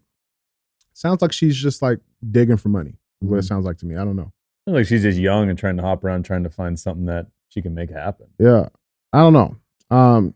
But quote, Epstein agreed to pay and he paid directly to the school. Nothing was exchanged. I don't know why he did that, she said. Quote, when I asked, he said something like he was wealthy and wanted to help people when he could. The next year, in November of 2014, Antonova stayed briefly at an apartment in New York City provided by Epstein. Quote, I didn't interact with him or with anyone else while there, she said. She thought. Yeah, so she says. Yeah, the fucking every single thing in that apartment in his buildings is recorded. Mm-hmm. Everything. So here's the JP Morgan connection. While he was meeting with Gates, Epstein also had multiple meetings scheduled with other people close to Gates, including Nikolic, former Microsoft executive Nathan Marvel, and Gates Foundation staffer Melanie Walker. All of these documents show. Quote, Mr. Epstein was a regular at TED conferences, and he was a large donor to basic scientific research. That is how and why Nathan knew him, and that's exactly where their association ends, said a spokesperson for Marvel. Quote, I should never have associated with him, and now I am thankful that he never invested in my endeavors, said Nikolic. A spokesman for Ms. Walker declined to comment on her meetings with Epstein. It says, quote, in essence, this fund will allow Bill to have access to higher quality people, investment, allocation, governance without upsetting either his marriage or the sensitivities of the current foundation employees, Epstein wrote on August 16th, 2011, to two top JP Morgan executives, Jess Staley and Mary Edros. This is a very deep report that they put out. A lot of fucking turns and table turns. They're trying to pretend they're being journalists again. Mm-hmm. Maybe. Yeah. I don't know. Here's the weird thing. Days before he died in 2019, Epstein changed his will and named Nikolic as a backup executor. Nikolic had said Epstein didn't discuss the idea with him beforehand and that he subsequently denied to serve. He says, quote, he couldn't have listed Bill because that would have been too obvious, so he chose me, he said. Quote, I have come to believe it was likely a retaliatory move against Bill Gates. And even CNN reported on it. So what went on here? He tried to extort Bill Gates for the cost of the tuition to be reimbursed. Yeah, but that wasn't what he was actually doing. Mm-hmm. What he was actually doing was telling Bill Gates in a very subtle way that if you don't do what the fuck I want, I'm going to fucking tell on you. Yeah. So it wasn't about the fucking partnership. It was about nothing to do you're with going to do money. whatever the fuck I say. 100%. That was like a poke, a laying of a card, and it wasn't a threat, but it was like, you understand, you're doing what I tell you. Mm-hmm. Had nothing to do with the reimbursement. Correct. Yeah. Yeah. So shocking. Okay. Since the whole thing has been an operation to blackmail and compromise the world's most powerful people for the whole time, this is just the tip of the iceberg. And if you consider all the things that Bill Gates has done since he became, the new Bill Gates, not the old nerdy guy from, the 80s who invented Microsoft and was the world's richest man for a long time. The new Bill Gates, the guy who goes around and, tries to push vaccines and becomes a medical expert and all these things. All right. The new Bill Gates was compromised intentionally to push those narratives. All right. And I think he's still compromised. Yeah. But dude, you have to remember what we said about Zuckerberg a minute ago. Mm-hmm. Okay. And then we talk about all these other big name celebrities. This is how things have been controlled for a very long time. This is the veil of reality that you live in being lifted. All right. If they can compromise people in this way, and these people already have success, already have wealth, already have power, they don't want to lose those things. All right. So what happens is these people say, well, fuck it. I'll go along with these people because it doesn't affect me. And in fact, I continue to get richer and I continue to live the life I want. And you know what? It sucks, but at least I'm not fucking one of them, meaning one of us. Okay. So that's how the world is created. That's how the social narratives are created, along with the implementation of them through initiatives down through corporate America. Okay. Diversity, inclusion, ESG, all of these things that qualify them for financing from their banks. All right. And everybody's talking about that now. Everybody's talking about the DEI and ESG and the woke shit being propagated. You guys don't understand. They have to do a percentage of woke shit to qualify for their funding. That's why these companies, you guys think they're just stupid. No, the communism has infected the fucking banking system, which has now affected the culture through the people that are employed by these big companies. That's the point. It's about changing culture through the companies. And so that's why you see these companies doing crazy ass shit. Like Target is literally running themselves into legit bankruptcy where they're going to fail. They're going to go out of business. Remember I said this, they are going to go out of business. Apparently they just had an emergency meeting. It's too late. It's too fucking It's too late. It's Yeah. too late, bro. It's the people just still don't understand what's going on. Like this is a very small amount of very elite people who have controlled reality and manipulated reality for a very long time. And this is why I try to tell you guys, we have never been free. We have never not been oppressed. You just have been taught that we weren't oppressed and you haven't looked at the people who are actually oppressing us, which are the people that were teaching us that the whole time. So like everything that you know as a human being, outside of like natural order stuff, right? Like the winning, it's like how you have to be good to win. If you're slow gazelle, you get eaten. Those things that's natural order. Everything else has been manipulated. Like the reason you hate people is because you've been taught to hate people. The reason you think certain things about certain cultures is because you've been taught it. The reason that you don't like Middle Eastern people is because you believe what they told you after 9/11. Okay? You guys have to come to terms that we have all been manipulated and lied to. And the way they've done it is by sexual blackmail bullshit like this. This is just the tip of what's going on. And when you consider how easy it would be to blackmail someone who was on video with a minor, what could you not get that person to do? Especially when there's someone who has that much to lose. Bro, but think about it even on a lesser scale. Think about like actors. Think about like athletes, right? All the ones that, went along with these narratives for no reason. Look, bro, these people are highly compromised. These people's lives are probably like this fucking total stress ball anxiety because they're leveraged hard as and like, that. I have two good stories about it. So one of my good friends is he's in the Marvel movies, big actor. Like he's in them. Yeah, he's a big deal. We're not going to use his name, but he has been pushing back against Hollywood for a long time, and he's to the point now where him and I were talking about 2 weeks ago. He wants to leave acting. He's just like, I'm done with this. He's like, I can't have an opinion. I can't talk about what I care about. He keeps trying to like start these independent production companies to do things himself, and he just gets roadblocked from everybody.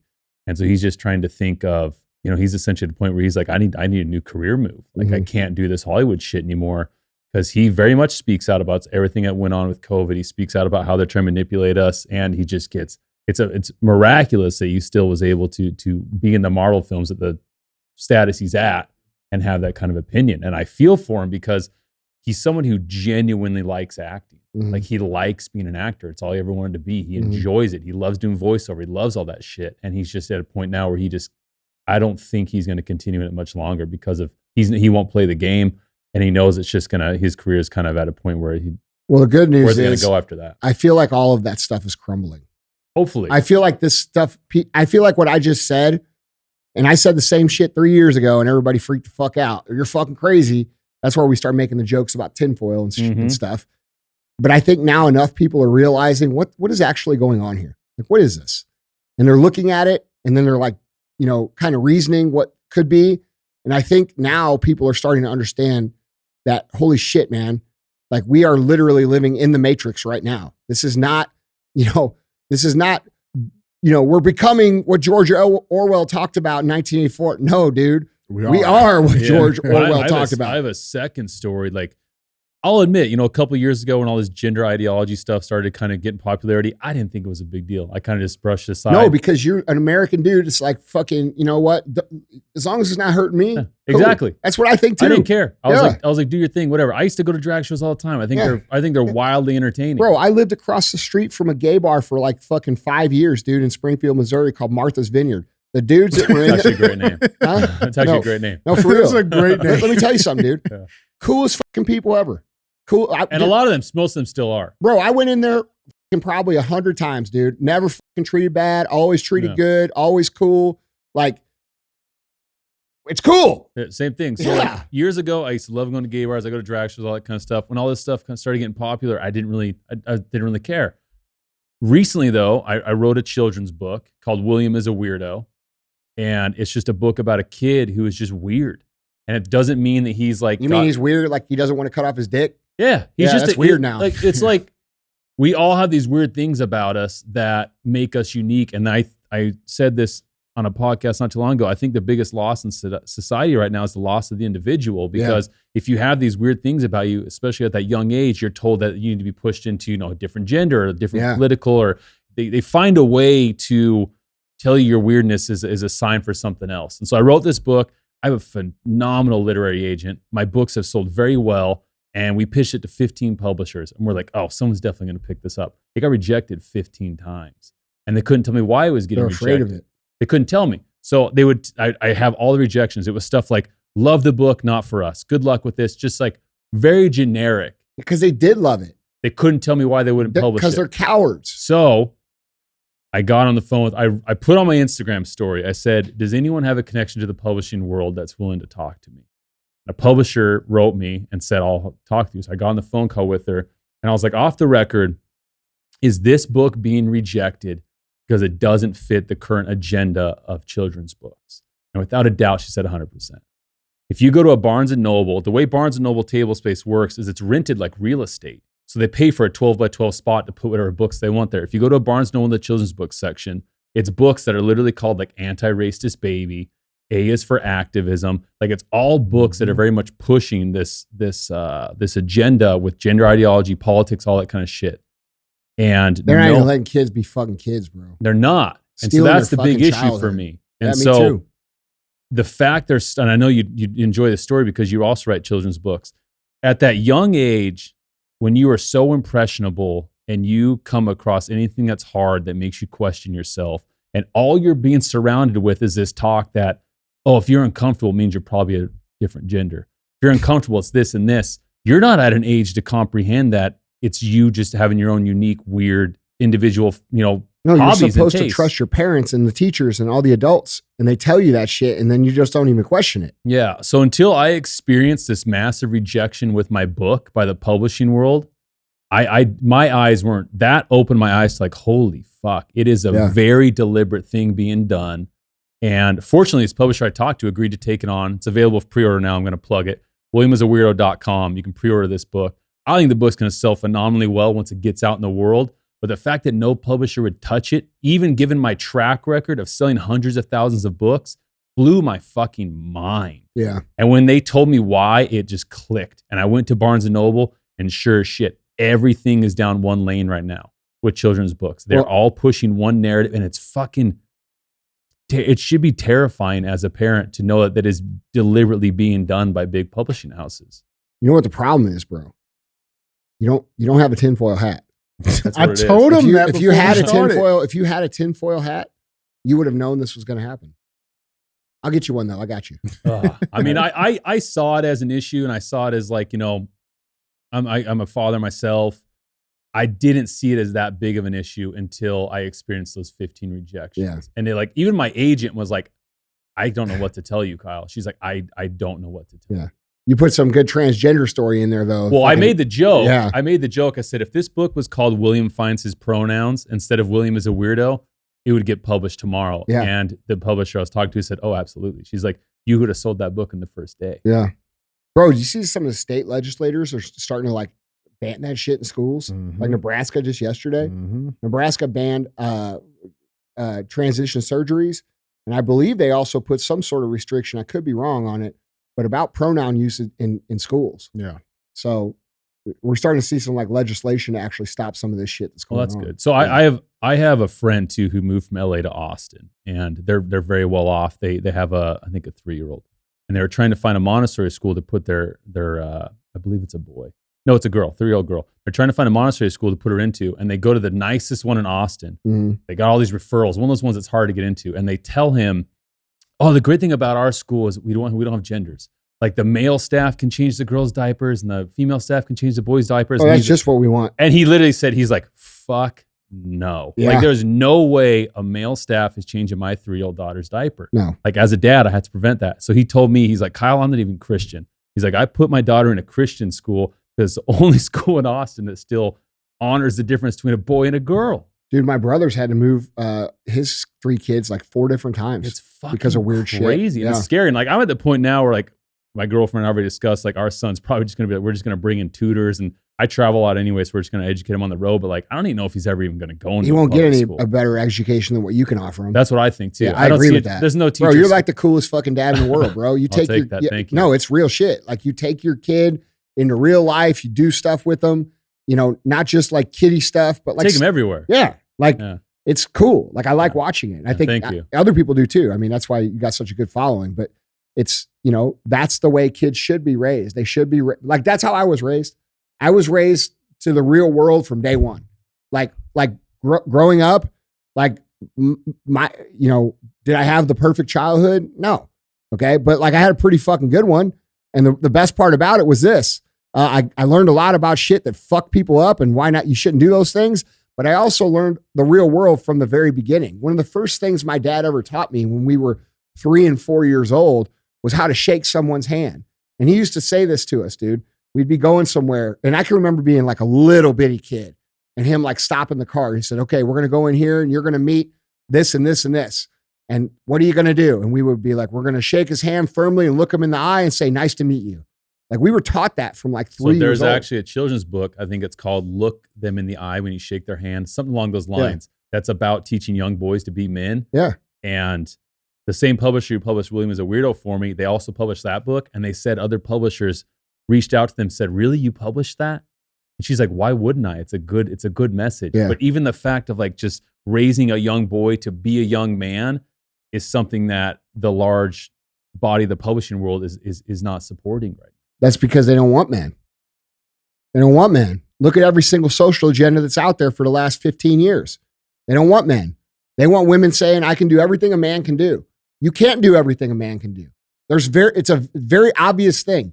Nor can a man do everything you can do. I say I'm not going to cut my dick off and say I can fucking. I'm just saying, pump out like a baby. there are clear differences. Yeah. Everybody knows them, and there's a big, large percentage of the population that's pretending as if it's not true. Like if you put a grown man, and this has been experienced, in the swimming pool with a bunch of girls, he's gonna destroy them. If you do the same in an MMA ring, they're gonna destroy him. A man can do things physically that a woman cannot do. This in most cases. Now, are there exceptions? Yeah. There's also a lot of weak men out there. Right. And it's the truth. Okay. But if you take a peak male and a peak female, the peak male physically will fucking destroy the female. That is undeniable fucking fact. So there is necessity for that. Not because of protection purposes and providing purposes and all these things that people need. And like the division of this culture between men and women, like the fucking red pill community shit that you see going around. Yeah. Like, bro, you like, I understand that the pendulum has to swing back, right? Because like a lot of you dudes, like being real, like a lot of you guys have been supplicating pussies for a long fucking time. Okay. You haven't stepped up to be men for a long time. That's your whole fucking problem. But this whole thing has swung back so far where now you have these dudes teaching these other dudes like, bro, get a sterilization and don't and like use these women for what they're good for. And it's like swung back. Like, bro, listen, neither extreme is beneficial for society. A partnership is required for the maximum successful life, however you define it, whether you define it as building something, whether you define it as peace and happiness and prosperity, whether you define it as a humble life, a meek life that you live with just a significant other. The qualities of a man and a woman are required for a fruitful life. And like, dude, we have these social movements that are intentionally dividing people at the polarities, which is hurting everybody.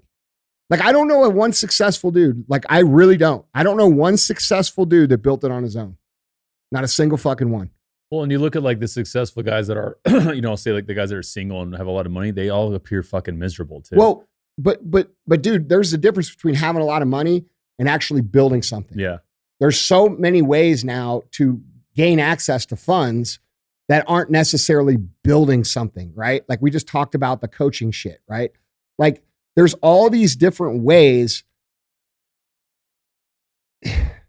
And dude, by the way, that's only part of your life. You know what I'm saying? Like, what about all the other times? Like, who's going to protect the household? Who's going to do these things? Somebody like, there's just the whole fucking thing is insane. Like the feminism, the extreme feminism, the extreme, like, I don't know what they call the new thing. I think they call it red pill community. I don't know what's called that. It's called assholes. Yeah, I fucking like, but like, dude, I watch these dudes and I'm like, okay, they're saying some real shit. Like you're saying some real shit that some young men need to hear, but then you're taking it too far. Well, that's the problem with a lot of things is they'll like, I can't remember, there's a political term for it where they use a truth to bury a lie. It's actually a term. Fuck, I wish I could remember the term, but that's how a lot of these movements are started is they find something that's true that universally most people agree with and they bury lies in it. And it's used a lot in politics. And like, there's a style of speech writing that basically, God, I wish I could think of the word right now. It basically teaches you to kind of write that way, where you can like use truths to tell lies. And that's how a lot of that shit is. Because you hear some of that stuff and you're like, okay, they're saying stuff that people need to hear, but then they bury all this bullshit in there. And it happens everywhere right now. It's social media, dude. Yeah. Well, guys, let's got the best part for last. What's that? Ice cream? No. Well, only you and I are getting ice cream. Remember? Oh, that's right. I got the trophy. That's right. That's correct. Guys, we got thumbs up or dumb as fuck. That's where we I like that name a lot better than what it used to be. What was it? It was like 2 thumbs up or 2 thumbs in the butt or something. Oh, like that. yeah. I had stopped that. This is much better. It just wasn't. I wasn't. We tried. What was it? Thumbs up or no? What was it? What was the other one we tried? It was Who too, thought dope of as this fuck. one? Is this you, Andy? You know what? There's a trophy over there that's got a goat with 2 dicks on it for a reason. Wait, what? Yeah. I'm just saying. It's right there. That goat has 2 dicks. That's my trophy. And there's a reason I got it. It ain't because I come up with dumb shit. All right. Guys, this is actually, where we... DJ came up with that. I say it's good though, because it's as a copywriter, it's got a good rhyme and cadence to it. Like this is a solid line. Oh, thank you. Yeah. Hey, give my motherfucking trophy back. How about that? No. I'm still getting the ice cream. Yeah, we're getting ice cream, bro. Guys, this is where we show a headline. It'll get one of those two tags. So let's thumbs up or dumb as fuck headline reads.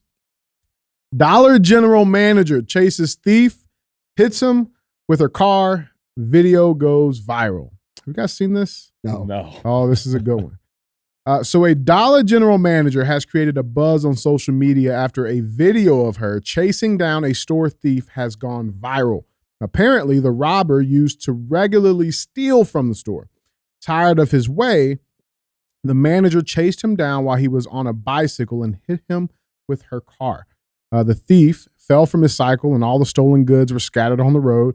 After a shouting match between the two in which both of them abused each other, the manager retrieved some items, put them in a car, drove away. Before the manager left, she also picked up the thief's bicycle and threw it to the side. The thief retaliated by throwing some stolen products. Let's just watch the video. But I don't even need to see the video without a doubt. I think it's 2 thumbs up. Bro, it's fucking awesome. It's consequences that people don't have anymore. Dude, I saw a meme. I saw a meme that it said a lot of y'all are claiming to have demons when really you just got consequences of your actions. Yes, I love that. Yeah, bro. It said something like that. I'm paraphrasing. Well, I was talking to someone like back in the day, you could shoot a guy dead at high noon for cheating in cards, you know? Yeah, well, like there's consequences. We're back there. We're back there. Yeah, we are there. But we just need the law to fall apart a little bit more. Like, guys, can you make up your minds? Like, let's enforce the law. Let's just take the laws away.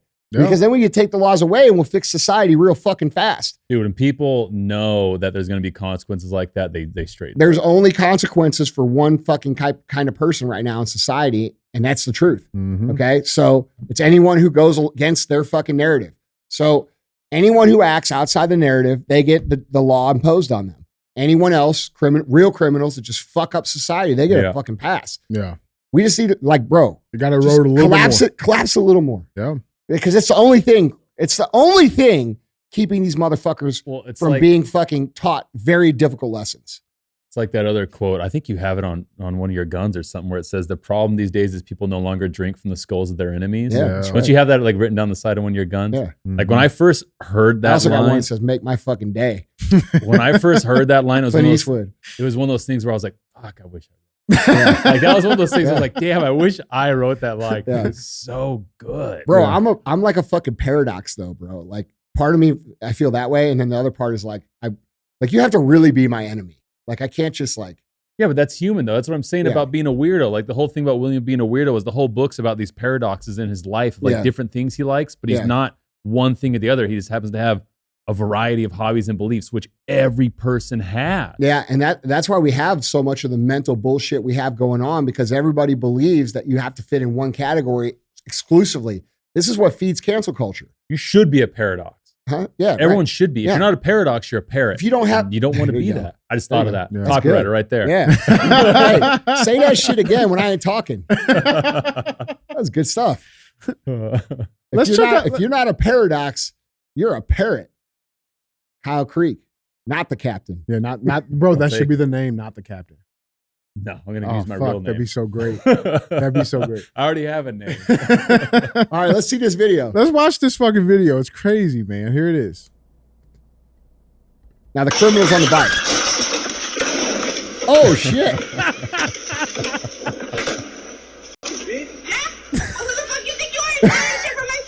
Shut up, bitch. Quit doing shit. That's okay. That's the fucking time. What the fuck? That's the second time. Stupid ass bitch. You can't afford flowers, dumbass. Fuck your ass, bitch. Fuck you. You don't live a fucking life out there, bitch. Oh, you think you're living in my car? You motherfucking shit, bitch. You don't know I fucking live in my car? You fucking work your hard. You fucking stealing for the store? Shut up, bitch. You know, ain't that fucking serious, though?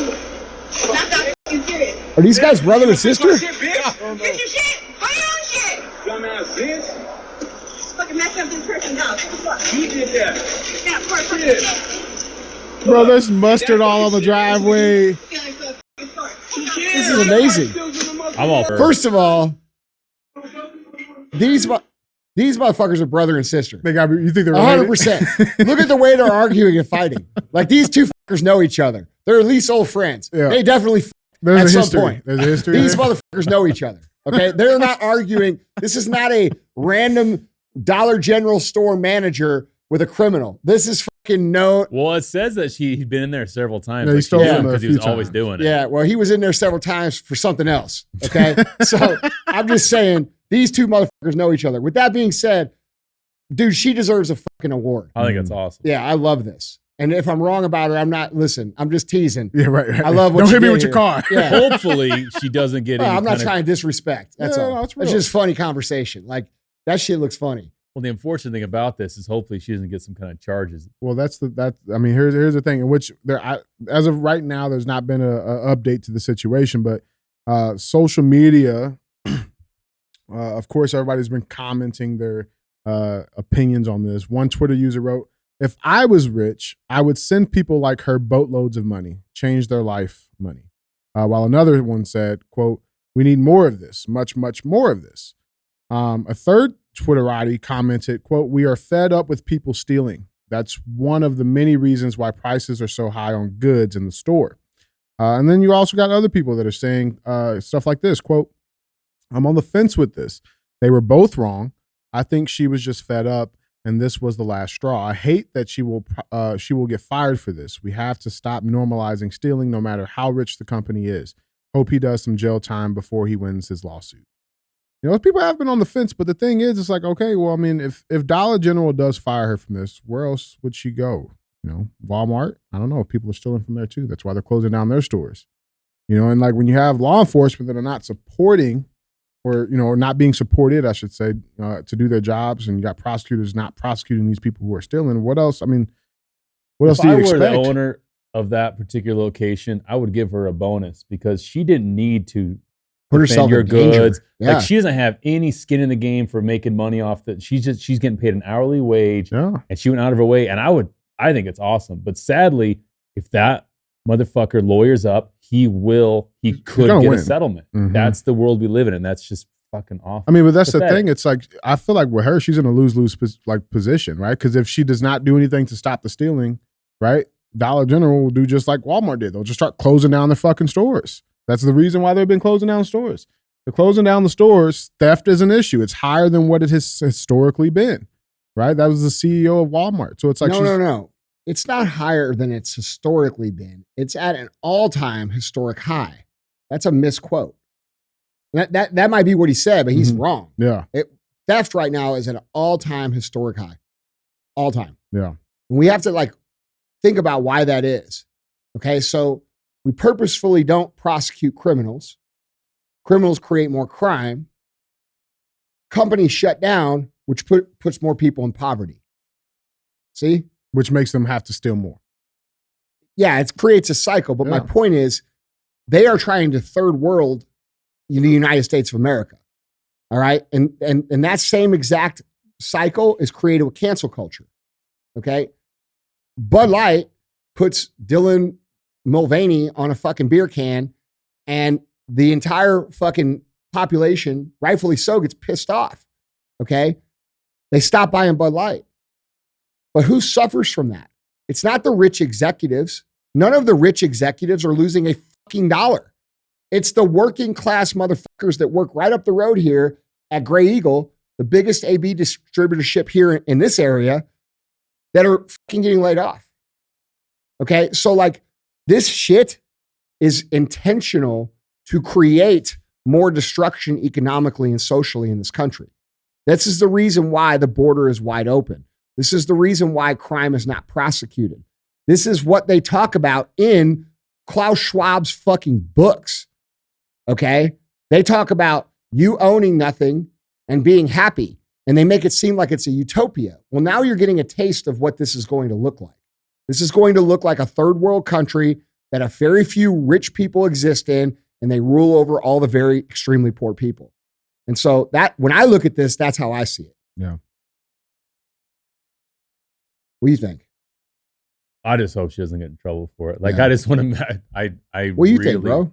Yeah, I mean, listen, I like I said, I think she's in a lose-lose situation here. I think Which sucks. she come work for me. Super sucks. I'll fucking hire her. So, even if I owned a store in the area, I would hire her knowing that she's going to look after my shit. Right. Well, I mean, but that's what I'm saying. Like, bro, I think she's just more concerned about her job. Like, she knows that if theft continues, Bro, she's, the store's listen, gonna man. close.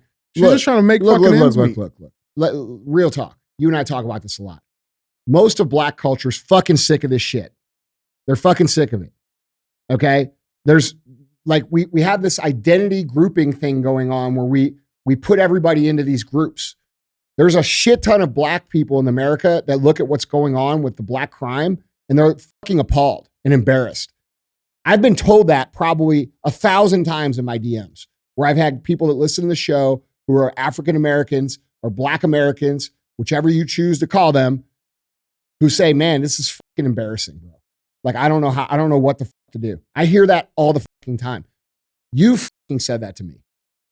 Okay. So let's not pretend that there's not a whole bunch of really good black people that are fucking tired of this kind of fucking shit happening. They're fucking tired of it. And so we have to be honest about the situation, bro. This is not black, white. This is not left, right. It's not fucking gay, straight. It's fucking up, down. It's them, the rich, and not rich like me, rich. I'm talking about rich. I'm talking about control the fucking world, rich. It's them and then the rest of us. And their whole game is to make us hate each other in every single fucking way possible, so that in hopes that we don't notice what the fuck they're doing. Yeah. That's Which is maybe 1,000 people at the top of that. You know, Top of that pyramid. I think you could fix it. I think you could fix it with a fucking brutal execution of about 100 people. That's what I honestly think you could fix it with, because you could make it so fucking brutal, like Braveheart, like legit brave. People think I'm joking when I say this, like legit Braveheart shit. Okay. Put them on a fucking table, pull their fucking heart out, show it to everybody. This is what happens when you oppress fucking people in this fucking earth. This is what happens when you do criminal shit. And if they did that to the top 100 influential people, all of this shit would cure itself in a fucking day. And that's what needs to happen. It's what needs to happen. And then we all drink out of their skulls. Yeah, for real. And it needs to, and bro, it needs to be propagated and fucking, I don't know, like in the Smithsonian or wherever history is told, this is what happens when tyrants fuck with the common man. That's what needs to happen. Historically, it happened a lot. It's the always only happens. Do you know why it happens? You know why it happens. It happens because it fucking solves the problem. Like, bro, there's a reason that Vlad the Impaler put a fucking 1,000 of his opposing soldiers' heads on a fucking stakes. Well, and there's a reason in medieval times it was a public spectacle to watch someone get beheaded. Yeah. Because everyone saw that, and it was like, obviously it was a form of entertainment because people have this voyeuristic instinct, but at the same time, you're like, oh, fuck. Yeah, I don't want that to be me. I'm not going to do what that well, guy bro, just did. and you know that people give the Middle Eastern cultures a hard time, right? Because they chop people's fucking hands off in some of these places. Well, guess what? Nobody steals shit in those places. Okay, so like criminals have to be held accountable, and criminals that are doing this level of crime, where it's literally ruining people's lives at scale, deserve the harshest punishment that history have ever possibly fucking imposed on anybody, to ensure that it never happens again. Because, bro, what we're witnessing and what we're living through is the worst crimes against humanity that has ever existed, ever in humanity. You guys say, oh, well, fucking Mao killed millions of people. Stalin, these guys killed millions of people. Yeah, you don't understand where this is going yet. We're in the middle of it, bro. It's going to get way worse. And this is global. It's not just in one country with one fucking crazy dictator. Right. It's very, very, very true, man. So what are we giving this, guys? A thumbs up, dude. Oh, I'll give her as many thumbs up. And I'll give her a job, too. Oh, well. I like that. I love it, man. Well, guys, Andy, Kyle, that's all I got. Guys, let us know what you think in the comments. Make sure you click subscribe, and don't be a hoe. Share the show.